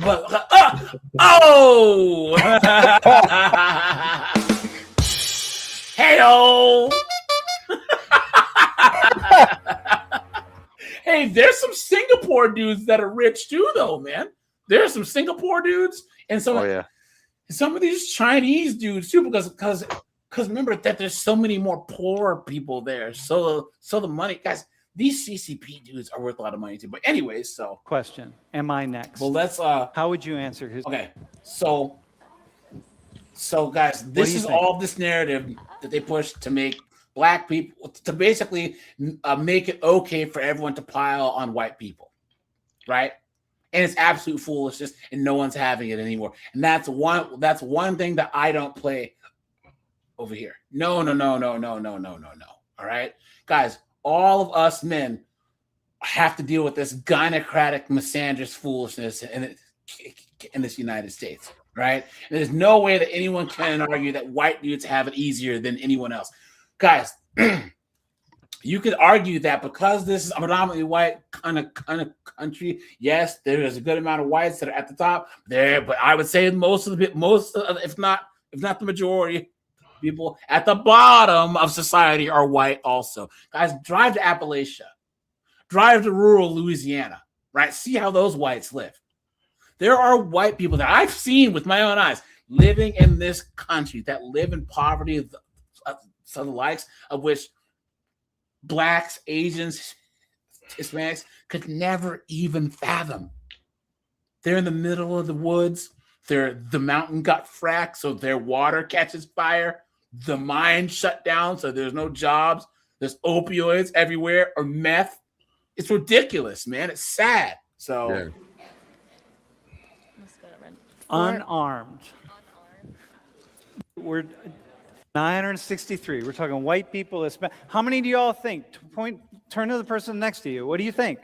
How many of the 963 were unarmed? Okay, here we go. Go to the next slide. So here are the numbers. 48 unarmed. And here we are. I'm next. The cops are hunting black people. Please. What a joke. This was the most Actually, if you want to be serious about it, ever since George Floyd, cops have been tiptoeing around blacks so they don't catch a case. Yes. Angry swimming. Yes. Guys, how many times we have reacted to between this channel and then 51304 is my other channel, Lenny Call, what about 10,000 plus body cam footages? And guys, what do I always say? Post 2020 policing. They give these idiots every single chance in the book. But you know that if this was before 2020, man, shoot, they'd have stuck a freaking nightstick up there behind. But now they've had to take these sensitivity training classes and all this other crap. It's just ridiculous, man.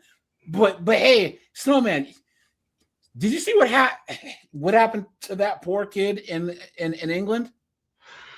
Oh, the one that got stabbed and handcuffed was handcuffed and bled out. Yeah, that was messed up. So these cops, once again, there's an even worse one that happened, AJ. I forgot to tell you about. Yeah. Where they were. Well, there was one that was beheaded.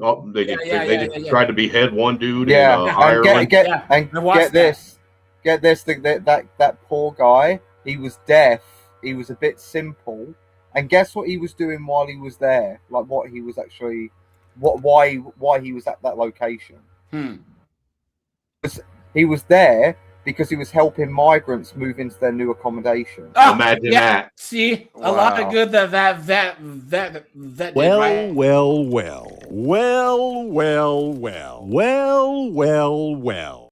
I told you guys, as bad as we say that our immigration problem is here. Oh no, guys. Europe is 10 times worse. Dude, as bad as we say our police Another one just happened today. A poor girl was walking home and she got slit from behind in the neck area. Well, what I've about seen that one? latest one? That's even worse than anything that's happened, dude. There was a Yeah. girl Well, just walking down the street. Yeah. Yeah. Well, what about that girl that was walking down the street in Germany and got hit by a car full of immigrants? Yeah. And they drugged the girl's body off the side of the road, and then the cops went and told the parents it was a German native that ran their daughter over. Told you guys. Yeah.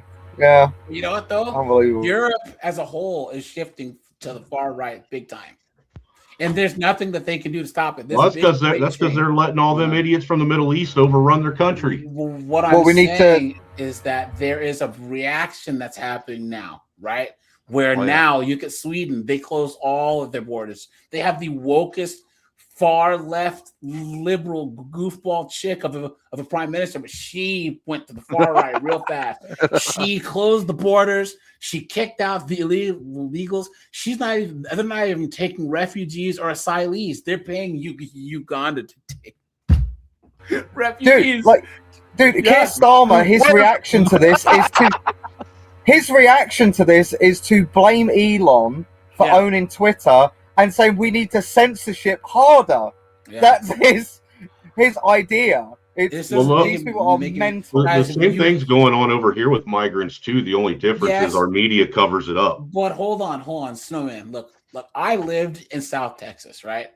So I've seen Hispanics when they come here. Yes, there are the turn to Haragua and all that other stuff. But guys, if someone held a gun to your head and said you need to either take in Hispanics from south of the border or people from sandy areas, guys, I've seen Hispanics. They might come here legally, which I'm not okay Dude, with. I wasn't talking about just the Hispanics. Let me finish.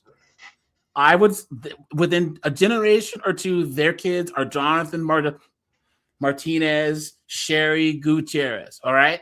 They're citizens. They go to school or whatever. But the people from sandy areas, no. They want to turn England into Afghanistan. They want to turn Germany into Sudan. They want to turn America into Afghanistan. But what I'm saying is that the bulk of the people coming over in the United States aren't from those areas, like in the UK, like in Europe. I'll take a mariachi band all day long. Okay, that's just the number. Look, I'm not going to disagree that over there they're getting more of them. I'm just saying I live like an hour and a half from Dearborn, dude. Have you been to Dearborn, Michigan? What I'm saying is, the single largest human migration since post World War II has been from the Middle East to Western Europe. Period. So what I'm saying is like, Europe is where things would be if Knucklehead Harris would have gotten the White House. No, when we actually put the numbers out there, they're unfathomable how many they've taken in so far. What is it? How many million? Like 20-some million, or is it higher? The UK takes around. I can only speak for that because the only statistics I know is 800,000 every year. A year. Of all different people. Yeah, that's crazy. But there's the crazy thing too. Anonymous is in Canada. What do you think? At least it's big. Canada cooked themselves even more because they were taking in legal immigrants. Yeah, little India. Yeah. Canada over 3 years took in more legal immigrants than the United States did, and they have 1/10 of our population. India, Pakistan, Sudan. Yeah, Toronto's little India. Cooked. And then they're like, I wonder why there's a housing crisis. I wonder why 40% of all Canadians who have money to invest outside of Canada. I wonder why everyone's leaving Canada. I invest in the US market. Yeah, man, you couldn't pay me enough to go to Canada. Oh, Anonymous. Speaking of that, my friend at the gym, he said he has 2 friends who left the United States for Canada, right? In like 2014, they've renounced their U.S. citizenship. Oh, and went to Canada. What a joke! Was it Tweedledum and Tweedledee? Was it It's Tweedledum and Tweedledumbass? Yeah. But guys, here's the thing. So now Snowman, have you seen what's going on with Canada's healthcare system? I thought it was always pretty much screwed. Oh, now it's super cooked, right? If you want to get so the average wait to see any doctor is like 8 months to a year. If you want to see a neurologist, 3-year wait. There's what's that one province, Anonymous? That was it Prince Edward's Island? Oh yeah, there's a tiny island that's Prince Edward on the east coast. 4 years to see a doctor. So you gotta wait 3 years for cancer treatment, but I bet they'll bump you right up to the front of the line for gender reassignment surgery. Yeah. Oh no, we've got something better. We've got maids. We've got maid waiting for you. Yeah. Medically assisted deletion. Yeah, self deletion. But here's the thing. This idiot that my friend talked about, I guess the wife is having fertility problems. So now it's a 3-year wait to see a fertility doctor. So now they're trying to move back to the U.S. and get their citizenship back, right? But guess what? You got to get back in line just like everybody. Get in line. Hey, isn't that funny that that's been the common thing, though, is every time someone leaves the U.S. and goes to another country, they beg to come back because all the systems and programs in other countries suck compared to America. Yes. Yep. That's true. Because America is so great that we only compare ourselves to paradise. Seriously. Like we look up and not to the side. America sucks compared to where? Because America has a great idea. If you want something, you can pay for it. Yeah. Yep. You work for it, you earn it, you can buy it. You can start a company. You can do anything you want. Guys, this is how great America is, right? If there's one group of people that I can't stand, are those Connecticut blue blood old money idiots, right? You know what I mean? Oh, I live in Connecticut. You know what I mean? Now you look at Bezos, Musk, all these people that have made their millions and billions in my lifetime. Because I have 4 of my friends are millionaires. And I've watched them make this money since I've known them. And they just worked harder than everyone else. Yeah, I know a few millionaires, and that is what it is. They get up and they put in the work that other people aren't willing to do to get there. Exactly. Myself included. Yeah, they just don't stop. They just don't stop. They just keep going. My friend John, he is a self-made millionaire. And I watched him do it over the last 45 years of my life. And he deserves every single penny. And guys, all these rich people who are like, "Oh, I'm rich and I'm miserable," here, give me your money, and then you can walk the earth like Kane from Kung Fu. You know what I'm saying? What's worse is when you see these idiots like Oprah, who's a self-made billionaire and is still miserable. Here, give me your money. Everyone on this panel, we can send Oprah our account numbers and our routing numbers, right? And she can give us her money if it makes her so miserable. You know what else burns my balls? They're gonna go to these award shows and ask these celebrities. Yeah, man, it's just not fair that there's such a difference there's a wage disparity and the rich and the poor, and the 1%. You are the 1%. Rosie O'Donnell, the billionaires, the 1%. You are the 1%. What guys? Why stop at billionaires? Why not tax millionaires too? Guys, here you go. Watch this. This is watch. Hold on. Watch. Struggle with every day is, and it's just how it's weird. Like I struggle with every day is, and that the F1 driver. It's just how life is, and it's been the way for thousands of years. That there is such a disparity between wealthy and the poor, and you still, when you drive around LA, there's still so many people living on the streets. You shouldn't be able to have billions right? I think there should be a limit to how much you can have because there's enough to go around to everyone. So Isn't that the moron somehow dating a creating limit like Kardashian that right now? creates Yes, more equality. Really? Yeah. This guy's What a worth hypocrite, $500 million, and he's dating Kim Kardashian, who's a billionaire. Well, You isn't it wild? What an idiot. absolute dunderhead. Guys, why are they so stupid? Some people are really fucking stupid. Are Look those, at that. are those Timberlands cutting off the blood to his brain? Idiot. What an guys, these are champagne communists, is all they are. So It's many. wild to me that it's wild to me that it's always the millionaires that want to sit and try and say stuff like that. Like, I find it interesting that people like Oprah, for instance, and people like what's his name, the dude that owned Fubu and whatnot, and the guy that owned BET at one time, all these black millionaires and billionaires. I always find it interesting that Byron Allen. they're sitting there on top, but they always tell all the black youth that they're oppressed and they'll never get there. Rather Byron than Allen doesn't do that. Byron Allen, the guy who bought BET, that's why everyone always calls him like a sellout and stuff. oh, okay, my bad, Oh, my really? bad, my bad. Yeah. He's the one like rich black person that had that actually has some damn sense.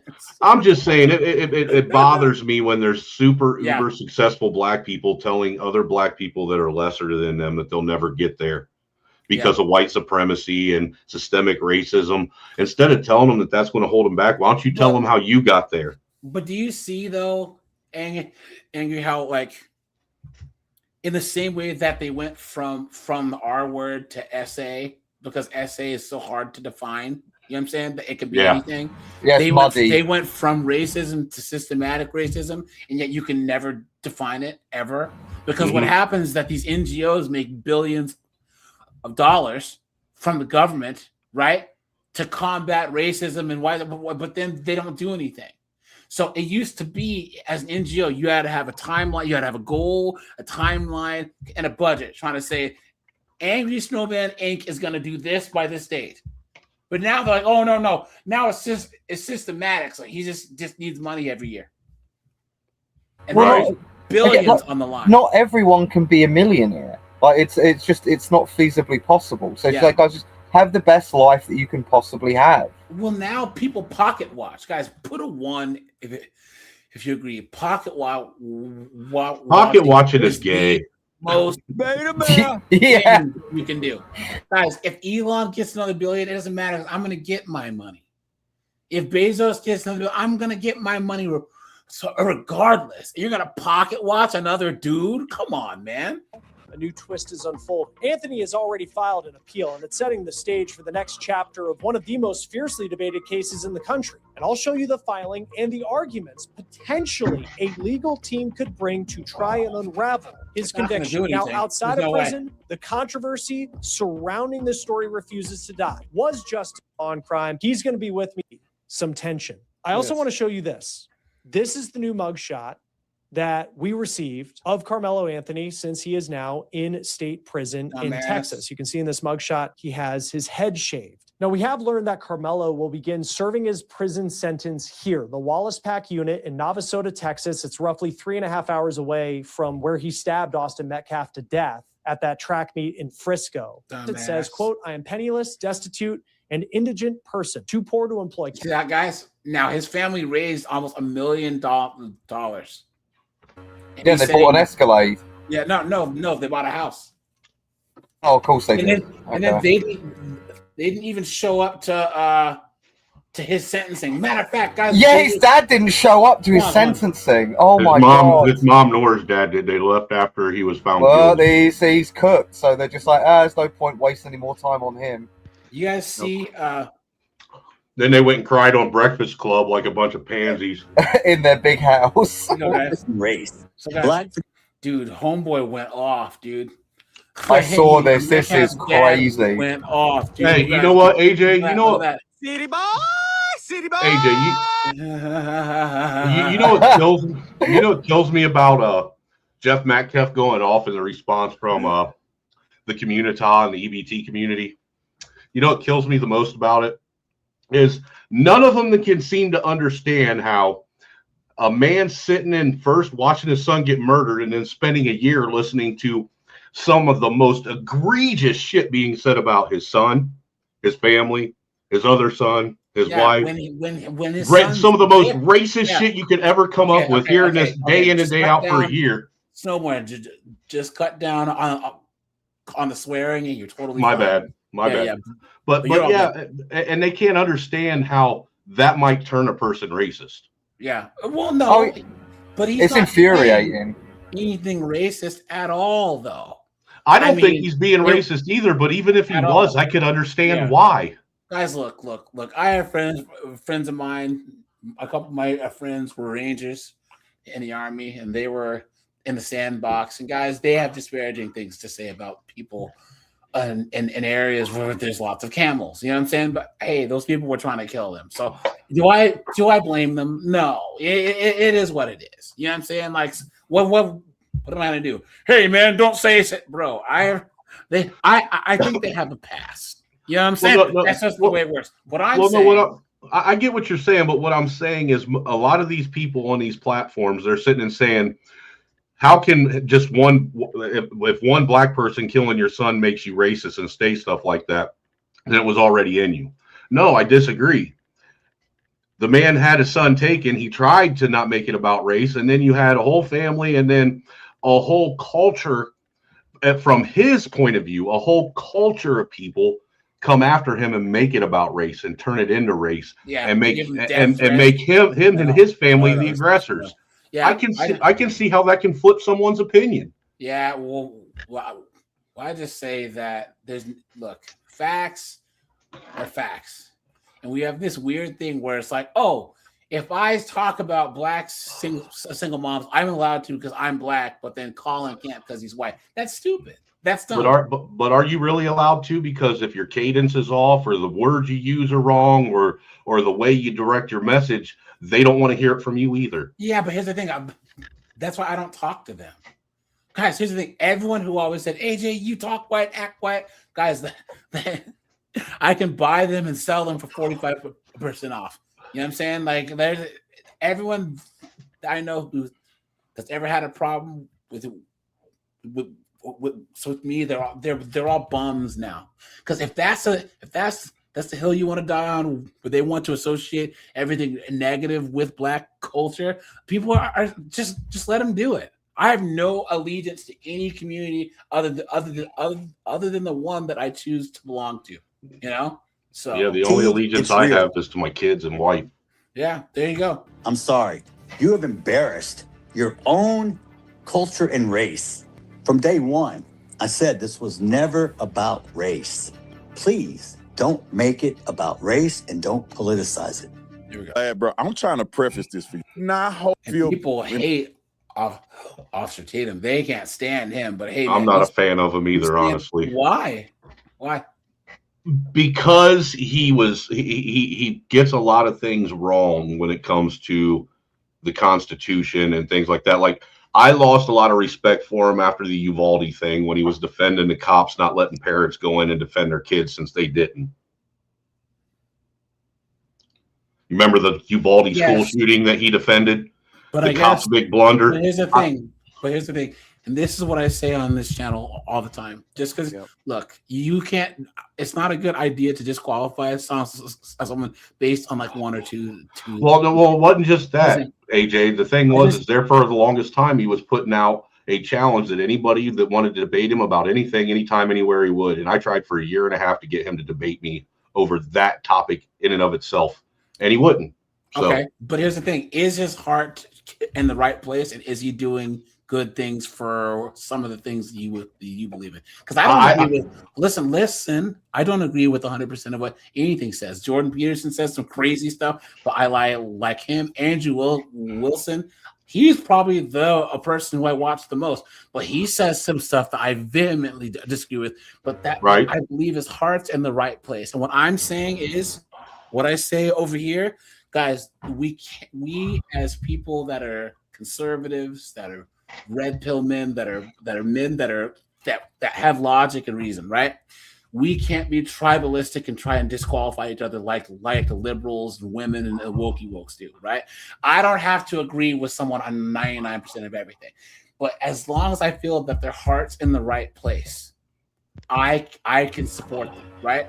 There are people on this panel that I disagree with, right, on major things, but everyone on this channel and everyone that's in the in this chat, I think that their heart's in the right place. And guys, they can be misguided too. Here's the thing. All we can hope is that one person that Ben Shapiro, right? I don't like him.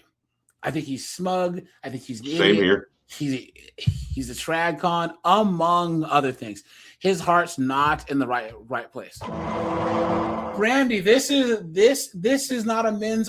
It's a men's focused channel, but we have women who are in the chat. There's multiple women who are regulars, so feel free. You know what I'm saying? Like, stay. There's multiple women who call in and who are in. All you have to do is just have logic, reason, and don't tone police. You know what I'm saying? Once again, but yeah, Ben Shapiro, Crowder, who else, guys? Matt Walsh, Michael Knowles. Their heart's not in the right. Glenn Beck. Glenn Beck.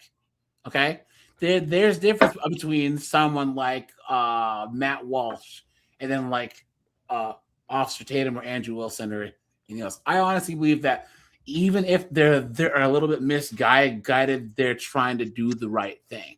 Or maybe I don't watch Tatum enough to actually like see the stuff that you're saying, but I watched him pretty heavily for about 3 or 4 years. Right.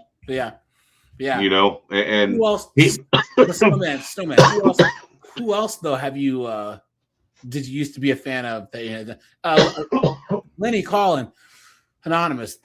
This is a good question. Who did you used to follow that you're not a fan of anymore?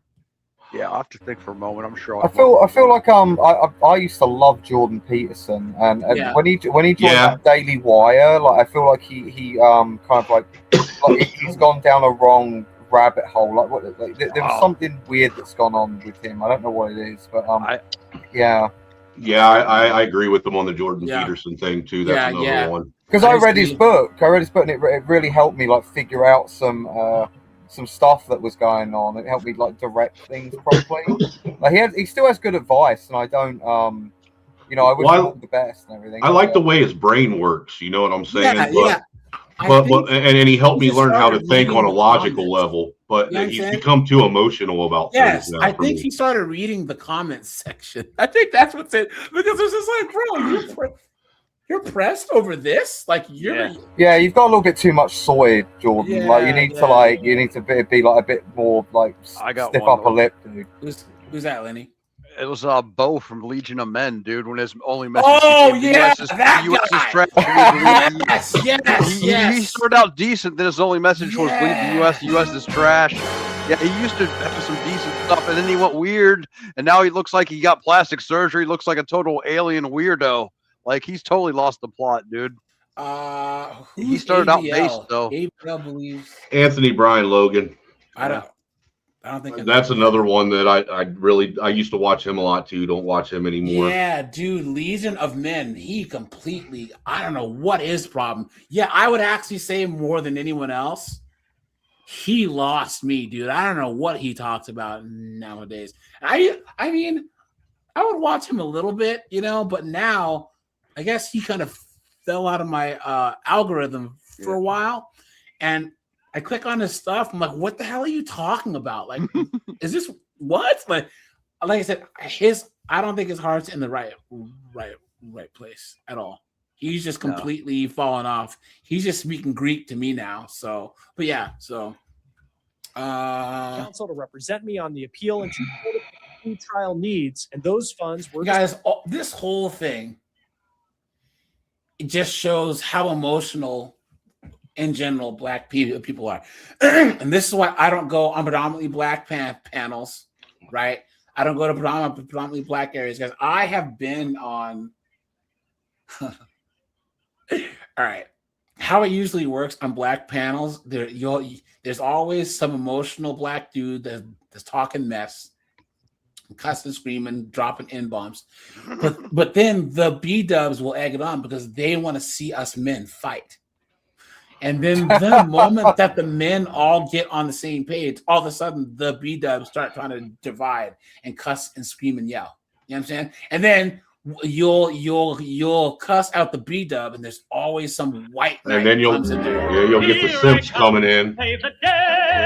Ridiculous. How dare you talk to a black woman like that? Yeah. She's a woman. Yeah. Dude, I got my cherry popped on YouTube in the Black Manosphere, so I know all about what you're talking about. Yeah. I don't even go over there anymore.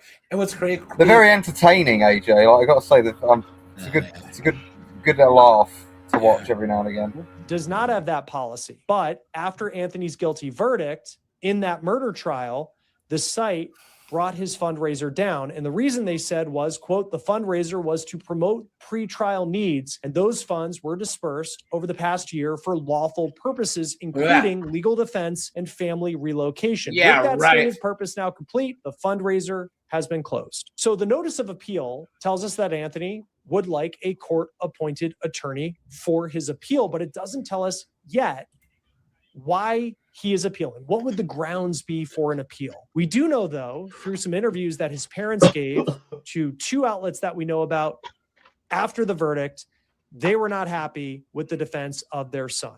I will tell you, we have reached out to Karmelo Anthony's parents to come on the show as well. But I do want to run through some of the quotes that they gave in these interviews. Now, in the interviews, they have stood by their son. Not a surprise. They say AJ. they do not believe that he intended to kill Austin. AJ, do you see that right there? I thought he was a little guy. He's 6'2". Yeah. Yeah, he's tall. Almost. Yeah. I thought everybody said he's 5'6", 5'7", 5'8". I've heard all those numbers. I swear to God, dude. I've heard all those numbers thrown out.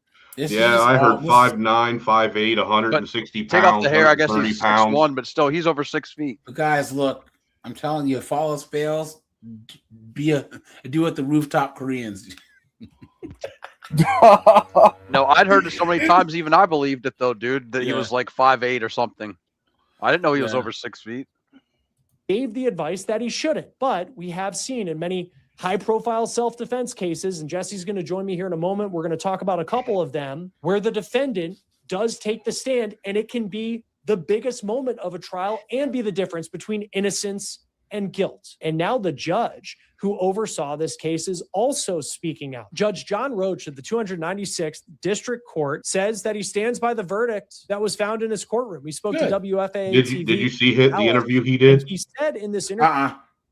I can pull up the link for it if you want. Yeah. Hold on. What's the? Let me see. There you go. Tonight we're hearing from the judge who presided over the track meet stabbing trial. Oh, here's the interview. Your name and how you spell it. My name is John Roach, JOHN ROACH. And, I know the answers to that. I know the answer to that question, but I got to ask it for the record. 100%. You've been on the bench for.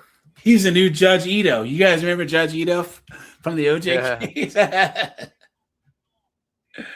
Look at this, guys. Yeah. Some time. Yep, I've been on the bench for about 20 years. 20 years, and this is the end. And then 6 months will be in the end. Good on him. Did you want to take on this trial? I wanted the Collin County Judiciary to take on this trial. It was important to me to have somebody from Collin County preside over this Collin County case. So I didn't ask for it. No one. That's not how it works anyway. Yeah, that's a stupid question. He doesn't decide which cases he gets, you dunce. No. That's an idiotic question right there, guys. Hit the like button, please. I'd appreciate. I think they're trying to bait it somewhat, dude. They're trying to get the sound. Well, it's the media. Yeah. You guys, you know what's funny? You guys know how they were saying that Rachel Ziegler is the best thing to happen to Brie Larson ever, because she's the most hated woman in Hollywood, and now Brie Larson isn't. Well, you remember Brie Larson was the most hated woman in Hollywood. But they were saying now, like, Brie Larson has some series out now that's doing pretty good, and she's like doesn't talk to the media because she realized the media are not your friends. They're going to ask you stupid questions to make you say something controversial so they can get a sound bite or a sound clip or whatever, and you're going to look like an absolute clown. That's how it works. Just keep your trap shut. Exactly. And promote the product. That's it. Thank you. Yep. I didn't ask for it, but I was certainly willing to do it because that was my duty. In your conversations with, my guess it's an administrative judge who goes, I know they go down the list and they say, all right, it's your turn and it's your turn. As they go through all the conflicts of judges that may potential conflicts, when they come and say, John, this may be yours. Holy crap. So the Knicks won the NBA Finals. Look at that, guys. That's absolutely insane. Dude, New York's going to burn down tonight. That's for sure. Let's go. Fire sale, baby. It look like Dublin. Hey, I put the link in the main chat. If you have one of your mods, copy and paste it so you can just click it. Oh, you already got it. I took, and I'm going to do my job. No consultation with your family or None. No. Nope. And where does that come from? I don't know. I think it's just duty. I think duty, whether that's duty in the Marine Corps or just duty to my family and stuff, I take duty really seriously. And I took this job to perform that duty. And if that's what I had to do, that's what I have to do. Did you fully at the time grasp the enormity of that decision and the outside stuff? I don't know. I think in some ways I did. I think in other ways I didn't. I certainly knew it was very, very important case within our community. I didn't think I realized the enormity of the social media and the media during the trial. How long have you been prepping for this trial? I've been prepping for this trial with the departments, with the Collin County system, with the sheriff's office and everybody for about 8 months. Is that the longest you've ever had to prep? 100%. Why? Logistics. One of the critical pieces of this case where we had minors who were testifying. Prior to me getting the case, we had some of those witnesses doxxed and swatted and revealed on social media. I didn't want that to add to the already traumatic event they've been through. And I didn't want them to change their testimony or be uncooperative with people trying to call them as witness out of fear. And so my number one duty at that point in time getting the case was to how do we protect those minors who are critical to this case to come and testify. I'm sure you've already read and know that one of your fellow judges has already been doxxed and swatted and all the things. I didn't know that. And still no reluctance from wanting to take it on. None. Yeah. The decision. I wonder which side of the trial did all the doxing. It's disgusting, dude. Was that an disgusting. easy one? Yes, it was an easy decision. And I'll tell you why. My primary goal in any case is to make sure that the defendant and the prosecution gets a fair trial, period. I have seen from other cases around the country where cameras in the courtroom changed the way that the judge acted, the lawyers acted, some of the witnesses acted, and we were not going to have that here. We were going to really isolate the purpose for which we were here for, which is to have that fair trial, and cameras in the courtroom. I hope to have, man, if I ever end up in trouble, this is a type of judge that I would want presiding over my trial. I didn't know you were allowed cameras in the U.S. courtroom. That's crazy. This is after the fact, so there's no courts going. Some jurisdictions do allow cameras, though. Really? Okay. That's why there's like courtroom footage, videos, and all that other stuff out there. Yeah. Did not enter into that equation at all. How much grief did you get from people around you about that decision? I don't know. I don't listen to it. I just like listen that. to the No BS, BS, on the dude. outside. No I do BS. what I think is right, no matter what decision that is. And I sleep well at night knowing if I follow the law, then everything works out like it's supposed to. And so these outside influences, all the noise from the outside, I really isolated myself from that in this case and in all cases, and just do my job the best I can following the law. How do you think we're talking with the attorneys, other attorneys outside of this. How do you think they describe you? Strict, no nonsense, fair, and that to me is the most important part. I know for a fact when I make a decision here, people are unhappy. What I hope is when they walk out the door that they think they got a fair trial or a fair hearing. Or there you go. See, and if they do that, no matter what they think about me personally, then I've succeeded. And you're okay with any of those characterizations? I think they're fair. Yeah. I hate to have to ask about stuff that emerges on social media, but I have to ask it. Of course you do. I know you don't know of any of it because you're not on social media. I'm on it. I mean, I'm an elected official, so I have a Facebook page and stuff. Do I look at it? Do I monitor it? Do I let it impact me? None, not at all. So I have to ask, do you have a personal relationship with the Metcalfs? I wouldn't know Mr. Metcalf prior to this trial if he walked up to me and said hello. I don't know the Metcalfs. I sympathize with the Metcalfs and what they've been through and all, but I don't know them personally. Hey guys, here, look at this. This is why I don't have kids. You guys ready for this? Look, this chick says, my husband Drew and I have been fighting for weeks over whether our 5-year-old son Colton should be allowed to attend my brother's wedding. My husband's objection, my brother's gay and he's marrying his partner. Look at that. Her husband claims that the son will be confused by the whole thing, and he doesn't want to have to explain two men getting married until our son is older. I'm outraged and hurt. There you go, right? Drew knew my brother. He was LDHC TV early in a relationship and never expressed any misgivings. I'm so disgusted. I honestly don't know if I want to remain married to him anymore.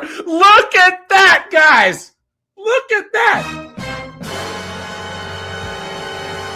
And there you go. He's not even saying he hates him. He's not even saying that. He's just saying, I don't want to have my son witness this. Yes, he'd probably even buy him a wedding gift. Like, what the...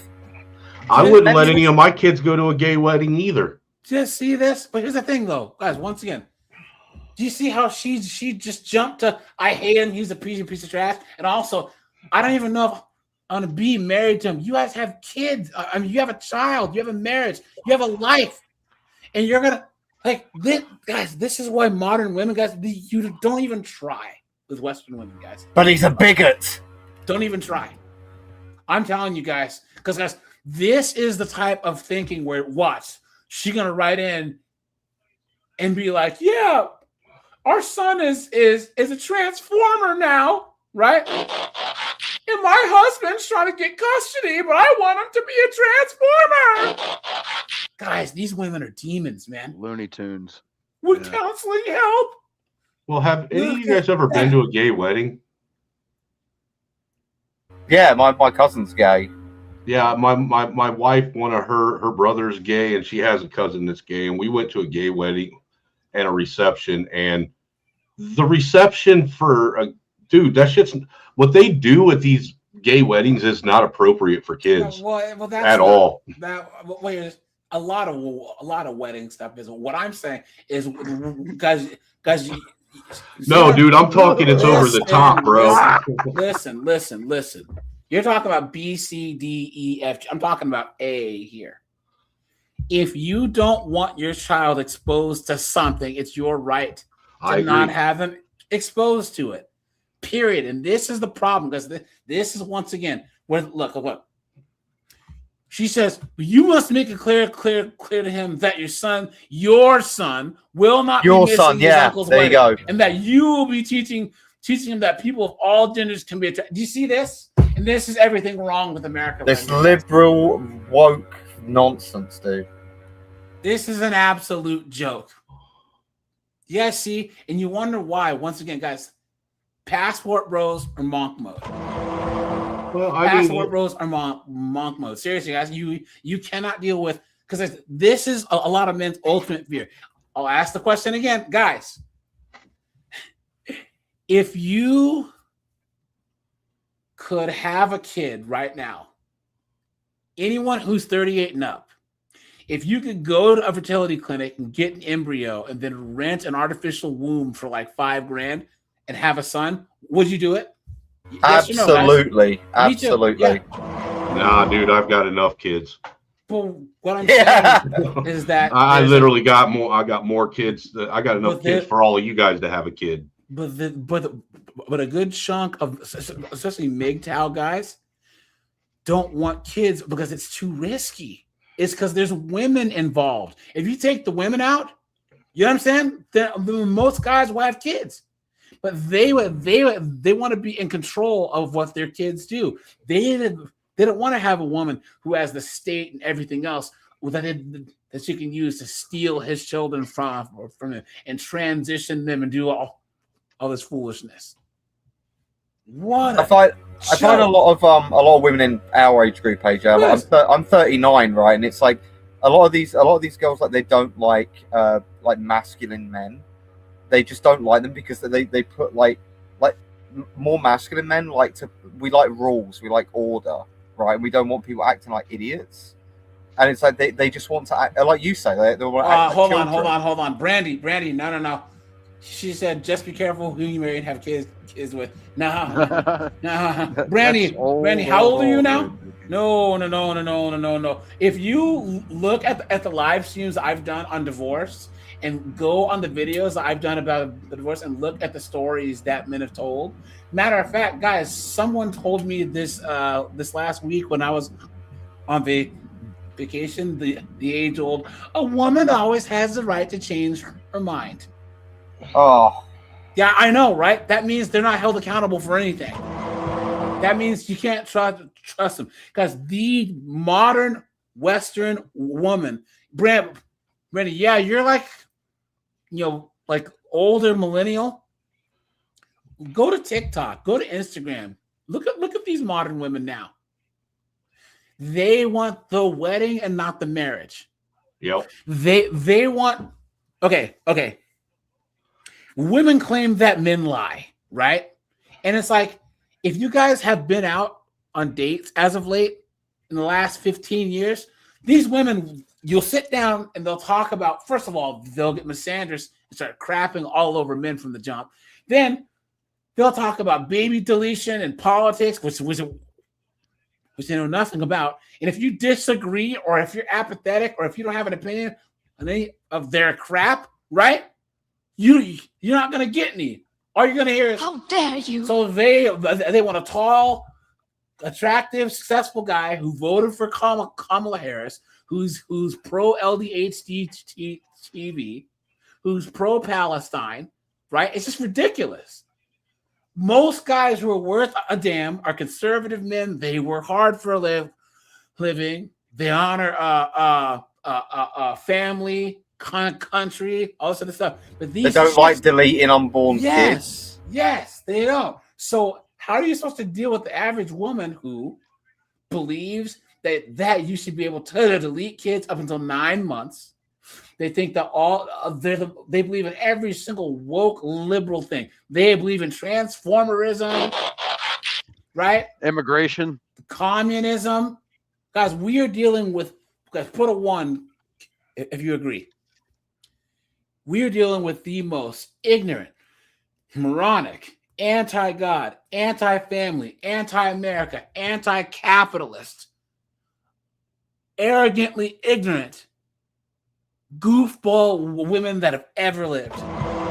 And if you are not one of these women, this does not apply to you. Because, guys, there are women who have been in my chats who have some damn sense. But, guys, we know for a fact that there are all these guys out there who are dating, who are not dating because it's not worth it. It's just not. No, I've got a buddy of mine who has a trad wife, and she's genuinely a trad wife. Like, she's super, look at Matt. Super nice. Matt's wife, she's from Thailand, and she cannot deal with Western women. She just can't. She can't. Yeah. She thinks that they're narcissistic, that their priorities are all out of whack. She sees how they talk to their husbands, and she thinks it's just dangerous. She does not understand it. Matt has talked about this at length around here. And this is why, guys, you see more and more guys getting passports. You know what I'm saying? And it just doesn't make any sense why you would deal with these women who okay, have you guys heard, like, these women project, because you know how they talk about the male loneliness epidemic. We all know that it's not real. There's no such thing. Yeah, they're Men just don't mad get because lonely. yes, thank you. Yeah. Well, guys, they're trying to say that conservative men love liberal women. That conservative men just Who says that? Hold on. Now hold on. There's a measure of truth to that, right? Because if a chick is some liberal, strong and independent chick, right? I am woman, hear me roar, in numbers too big to ignore. You know what else that means? You tell her she's a goddamn whore. You're right. Fun time. Okay, fair enough. All these liberal chicks that put out in the first date or two. Yes, all these chicks that are actually, if you actually meet like chicks that are actually from like good homes, that are religious, you know what I mean? That have morals, guys. They don't put out from the jump. No, they don't put their meat out like a butcher shop window. Thank you, men. We want to take the path of least resistance, right? So, guys, if that means that all these chicks, if they want to prove how strong and independent they are by letting you smash, well, hey, guys, I'm telling you, wrap it up, smash, and give them my patented.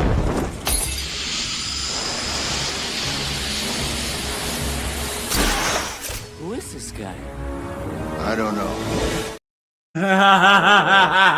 Throw the smoke bomb and get out of there, you know? Yes, my lady, I am also a feminist. But guys, what's funny is all these chicks, and we've done streams on this, that are liberal who don't like liberal men. But I'm attracted to that's because they're men, and it drives me pansies. crazy. They're Thank pansies. you. Yeah. How can you like a man that acts like a woman? Yeah. Yep. So It's not attractive even to a liberal woman. They need masculinity, even though they fight it. guys, there was a study that showed that even lesbians like getting compliments from masculine men. You know? Oh, really? I didn't know that. Yeah. Oh, yeah. I mean, they are women. You know. Good point. Yeah. Oh, I remember the amazing Lucas now. I remember this guy. I haven't seen him in forever. Dunderhead. Yeah, sad, man. Look at this. Aaron, you were inside this courtroom tonight when families shared their impact statements. Take us all inside those moments. Yes, Doug, I was in the courtroom when the sentence. She has that kind of country girl look going on. I'd smash. You know what I'm saying? How you doing? I tell her my name is Lenny. You know what I'm saying? She's like all these babes. Get their pilot lit. They can suck start a leaf blower. Portion of this. Yeah, I've hooked up with some decent chicks in Texas before on cross-country flights through there a bunch of times, dude. Yeah. Watched Karmelo Anthony as that sentence was read, 35 years, and right after that, you could see Snowman, thanks for being here, man. Call in anytime, buddy. I appreciate you. him visibly shaking. He was. What'd you say, Lenny?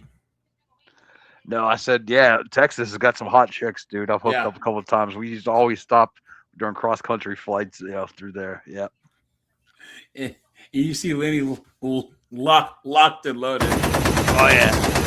You guys should do a story on me sometime. What should we do a story on you? Because I'm so fucking good. Crying. I also looked over to the Metcalf family, and they had no visible outward reaction. It wasn't until that victim impact statement that we started to hear from them directly. First, Austin's mother, Megan Metcalf, spoke about the loss of her son. She said she misses talking to him. Now my conversations with him are one-sided, sitting at his grave. I have to accept that instead of walking beside me, he's walking above me. She described Austin as a loving son who is always quick to offer a hug and loved starting his day early. Austin's father, Jeff Metcalf, said the saddest part is we don't get to see you achieve all your goals. We were robbed, telling Anthony it's about right and wrong. Your consequence is accountability. I just couldn't imagine what his twin brother is going through, man. You know what I'm saying? Like part of him's gone. Like they're half of the same, right? If someone killed my twin brother, let's just say that they wouldn't be walking this earth right now. You will face those consequences starting today. Jeff spoke about the anger he has carried. That's crazy. Look at that. Identical twins. Dang. Since his son's death, but also the faith that helped him endure. Lastly, Austin's twin brother, Hunter Metcalf, addressed the court. He said, "You took a son, a brother, a friend, my best friend from this world. You took someone away from me who was supposed to be an uncle to my kids." Both Jeff and Hunter Metcalf asked Anthony to look at them while they spoke. Anthony was looking down a lot. After Hunter's statement, Anthony was escorted from the courtroom, again crying and Bastard. shaking. Then we heard from Collin County District Attorney Greg Willis, who held a news conference. Here's what he had to say. A year ago, when this senseless murder unfolded, I said that it had struck a deep nerve in Collin County and far beyond. I asked our community to ignore all the noise and instead be level-headed and patient as the process worked. And today, the process delivered accountability. And the Metcalf family was at the press conference. They wanted their presence known, but they did not want to take any questions. One of the things that Jeff Metcalf talked about during the victim impact statements was being under a gag order and how hard that was for him, especially with all the social media talk that has gone on. That's crazy. I don't know, man. I can't imagine the pain his brother is going through. I've got a brother, and like if I lost him, I can't imagine the pain that poor guy's going through. Yeah, it's sad, isn't it? But once again, there's always going to be people who are agitators that are trying to. Brandy says you'll use a deadly weapon when we live it. Well, did you see on the way out the courtroom there were maniacs screaming at him that they hope they get him too? Yeah. That brother. That's how disgusting. Oh man, yeah, I saw that. Oh, that's how disgusting they were. Guys, this is why we have the Second Amendment. You know what I mean? Seriously. Yeah, dude. Seriously. This Brandy girl seems to have her head on straight. Good for her. Yeah, I don't understand it, man. But that stuff's having the opposite effect that they thought it was, man. When people were recording that stuff and putting it out there, you know. Yeah. Yeah, guys, it's a crazy situation. It really, really is. I think it's not fair. And it really, really shows how pathetic that people are, that they're doing this, that they can't even. Oh, here you go. Hold on. Look at these. What did he get in the end? What's his sentence? He had 35 years. Your heart is going rehab right now. Look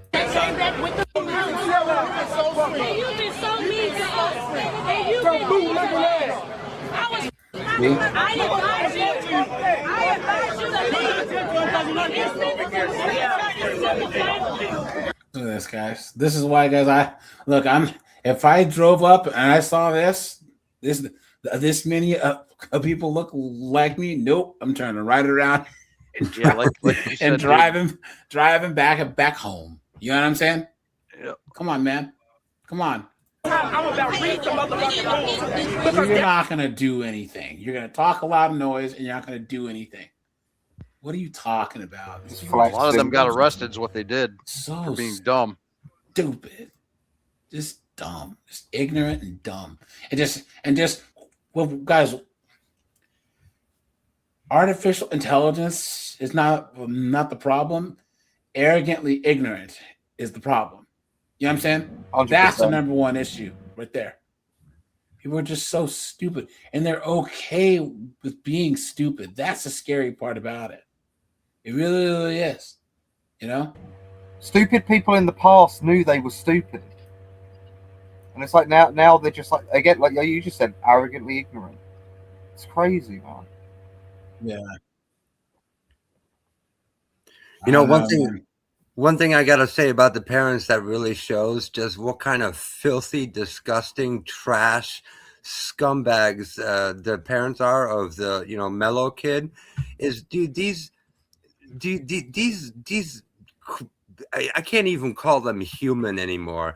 These creatures, they didn't even show up for the victim impact hearing or his own or the sentencing hearing. Yeah, that is insane. Yeah, that says everything. I mean, what kind of filthy, trash scumbag. I mean, really, all this crying and whining, and in front of a camera about their poor son, but they won't even show up for the sentencing. Like they don't even have the decency to at least show up for the victim impact. I mean, it just like it costs gas to get there. What are you talking about? Hey guys, look at this. Watch. A B-dub and a Lexus. Watch. Whoa. Watch.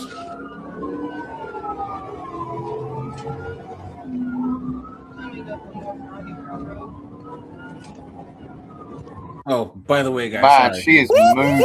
That's the sound of the police. Yeah, she's doing 93, the cop.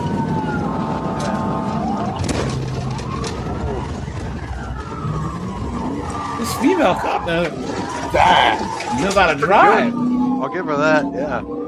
Did a U-turn headed back east to Pleasant Valley.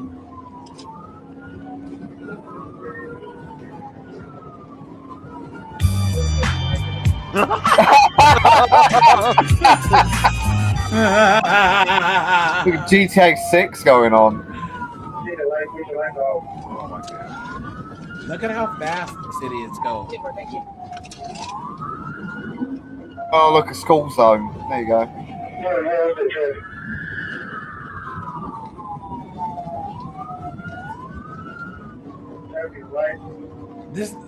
This is a residential area, guys. Guys, hit the like button, guys. Hit the super chat button, guys. Once again, there won't be a live stream tomorrow night because I'll be watching the UFC card. Guys, Monday at 5, we're gonna have Paul Elam on, and he's the one who invented the MGTOW term. So he's like old school manosphere. So I'll be interviewing him. So and that'll be 5 p.m. Nice. Eastern Standard Time.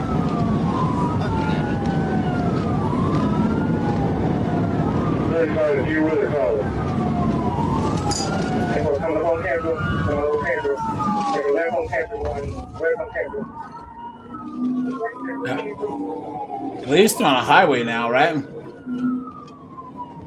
Or a major road. That can cause more carnage though sometimes. Now, better that than a residential area.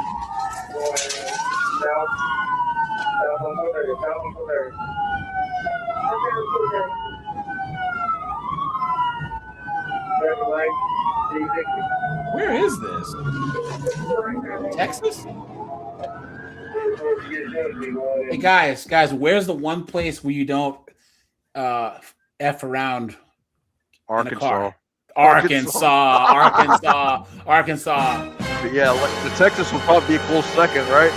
Guys, you do not want to mess with those Arkansas cops. Guys, go on YouTube after this live, and guys, put Arkansas pit maneuvers, guys, because they are allowed to pit you at any speed, guys.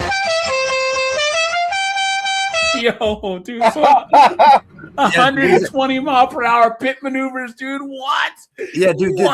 There's one YouTube channel devoted to just one single guy. Was it Sergeant Curtis or something? Yeah. Something like that. Randy, thanks for the $1.99. Bird, yes. No, you're not asking me. No, it's called garlic croutons. Yeah, and they're right there on the seat.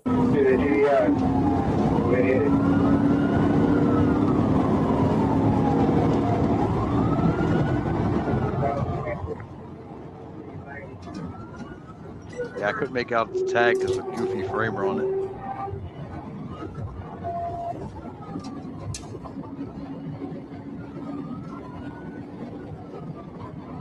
$120, guys. Dude, 120. Dude.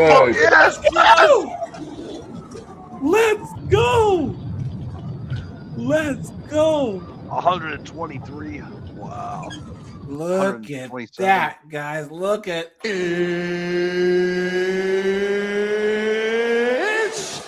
time. Yes.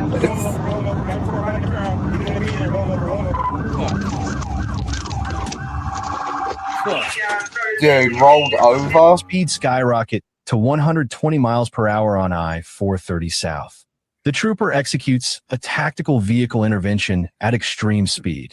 The vehicle loses control, leaving the roadway and rolling violently into the median. The sheer physics. Look at that, guys. There she is. Ejected from the vehicle. No seatbelt. Cooked. Of a 120 miles per hour rollover are devastating. Dead as a duck on New Year's Eve. 11 vehicles rolled in the median. She's just sleeping.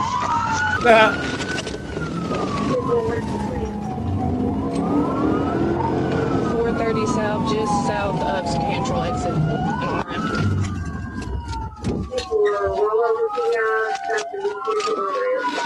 Subject been ejected. Good. She put hundreds of people in danger, dude.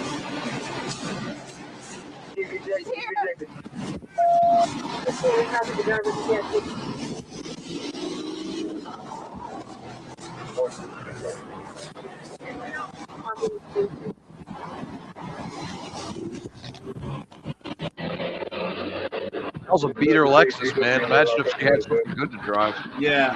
Yeah. I don't think there's anybody else in the Put on car. a good I got fight. over here. There wasn't nobody in it.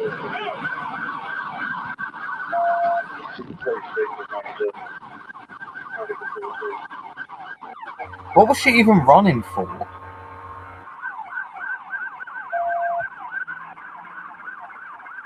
Hold on, guys. There's one more thing that I'll show you guys. Hold on. Let's see here. This is probably over nothing, like a DL, or like no driver's license, like no insurance. Hold on. Some There's nonsense. a couple things here, guys, because it's been a while. Watch. Hold on. You don't, because you think it might hurt my feelings. Is it a safe space? Yeah. So she said, tell me something that that you don't think I want to hear. He's like, all right, cool. Yeah. No. Promise. No prices count. No crisis count. I think that eating 12 cupcakes in 2 days is a really big problem. You can't get upset because I just want to see you be healthy, babe, and take your health and wellness serious. Do you know how many calories is in one cupcake? You ate 12 in 2 days. That's 6 cupcakes a day. A case of Otis Spunkmeister muffins or something, man. Or like, That's okay? Is that okay, babe? Huh? No, let's have an open conversation about it. No, thank you. Think about She somebody just else taking eating. out. Don't think about you. Think about you seeing somebody else eat 12 cupcakes in 2 days. Just imagine if you saw a random person eat 6, stuff their face with 6 cupcakes right now. You would be like, ew, right? Like, what the fuck? What are we doing? What's one thing you want to tell me? Here we go. There's only one funky pussy musty ass hoe in this house that I can't understand. And it's that hoe Jenny from Forrest Gump. Cause why the fuck did you do Forrest like that? Forrest loved like you. a fish. He would have done anything for you.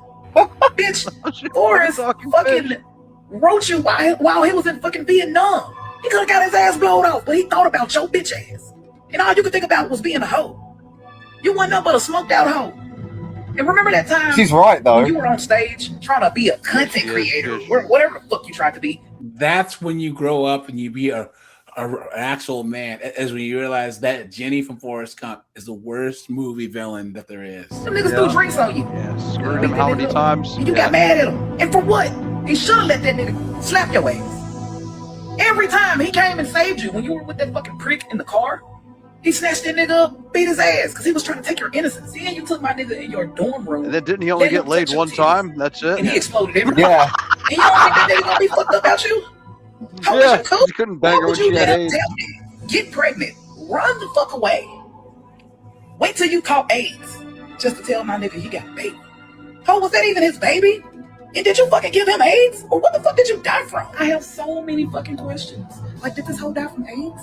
Or what was it? If I was blessed with someone that loves me the way Forrest loved Jenny, do you know how happy that would make me? This motherfucker chased you until the end, literally. Until you gave in. And then you went shit when he got you, waited until you was a rundown, raggedy hoe before you gave him a chance. And he deserved way better than you, because you're a piece of shit. But y'all drop y'all thoughts down in the comments. And then hold on. That says something. It took someone like Forrest Gump to actually fall in love with this dumb woman. Watch. Can a woman split a piece of wood? No. We're giving them by the end of the day to split a piece of wood for a vacation. Let's End see of the if they day, can do guys. it by the end of the day and trade for a vacation. Oh my god. You stupid woman. Bro, you're concerning me. The hospital's not nearby. I can give you guys to the end of the day. You're still like a crackhead. They can barely lift that axe up. Crack your head. That doesn't count. Who says that in a lifetime they would be able to crack that with the hits that they're making? We're gonna do it. David, Maybe with a chainsaw. Yeah, right. you want to go take a nap? That's a good one. I need one.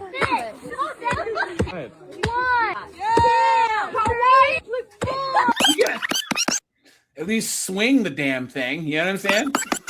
Not very well. Bro, but... that poor piece of log. Are we gonna have a fire today, or? So what happened about women trying to kill? It's like Lamar throwing a javelin, dude. Yeah. Yeah, wide wood. yeah, right. Yeah.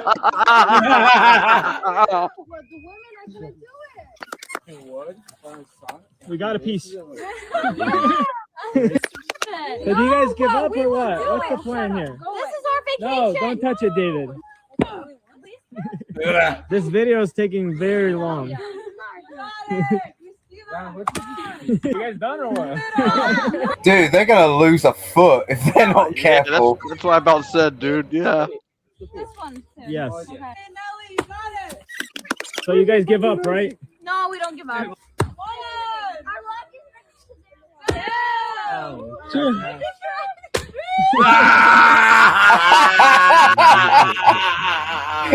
Third try. It's time. Look at that. And then hold on. Oof. There's another one here. Hold on. That is absolutely humiliating. Hold on. It's amazing. Oh, here you go. You think What? she can knock your ass out? Fuck no. You don't think so? Nah. What make you say that? Because I got hands. You think people would agree? Absolutely. You think she can knock your ass out? Yeah, definitely. You think so? Yeah. What makes you say that? She's black. That's why?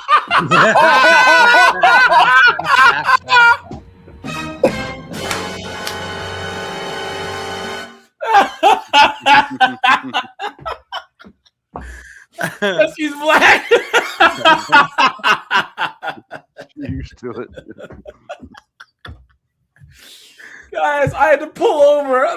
This was like my phone was like just like on my passenger seat, and this popped. I was like, wait, what? I started laughing, and I had to pull over. Yeah. Is she laying you out there? Definitely, You think people would agree? Yeah. You think she can knock your ass out?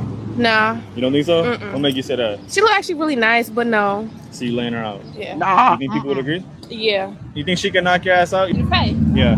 I'll be her. You could beat her? Yeah. Why do you say that? Because she's very pretty. You can knock her out? Yeah. And you think people would agree? Yeah, babe. She has like an accent of some kind. So She's like European or something. I don't know, man. Those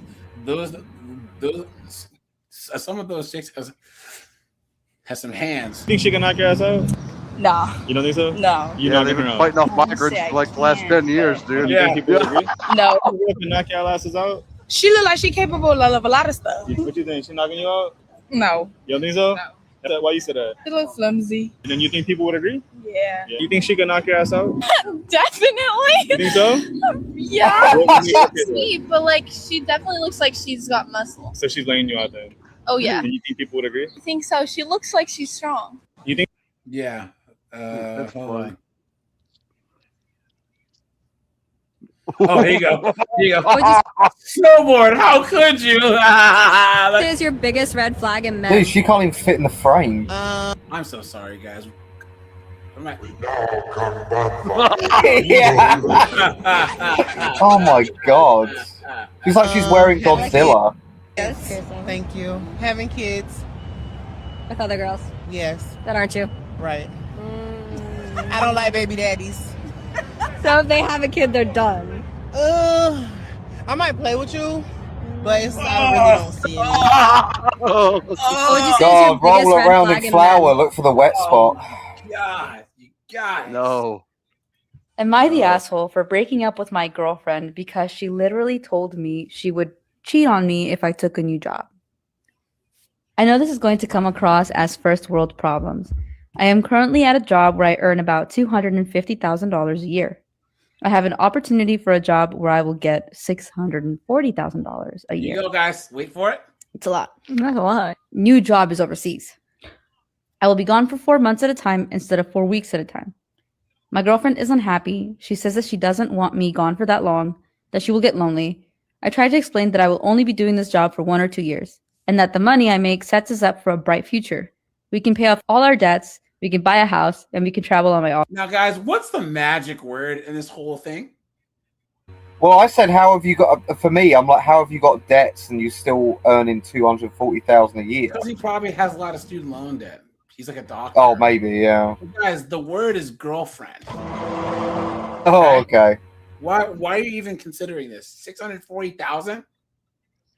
Man, ain't a freaking vag in the world. That's worth passing up over 640 grand. Time. She then said that she doesn't care about any of that, and that if I'm gone for that long, she might need company.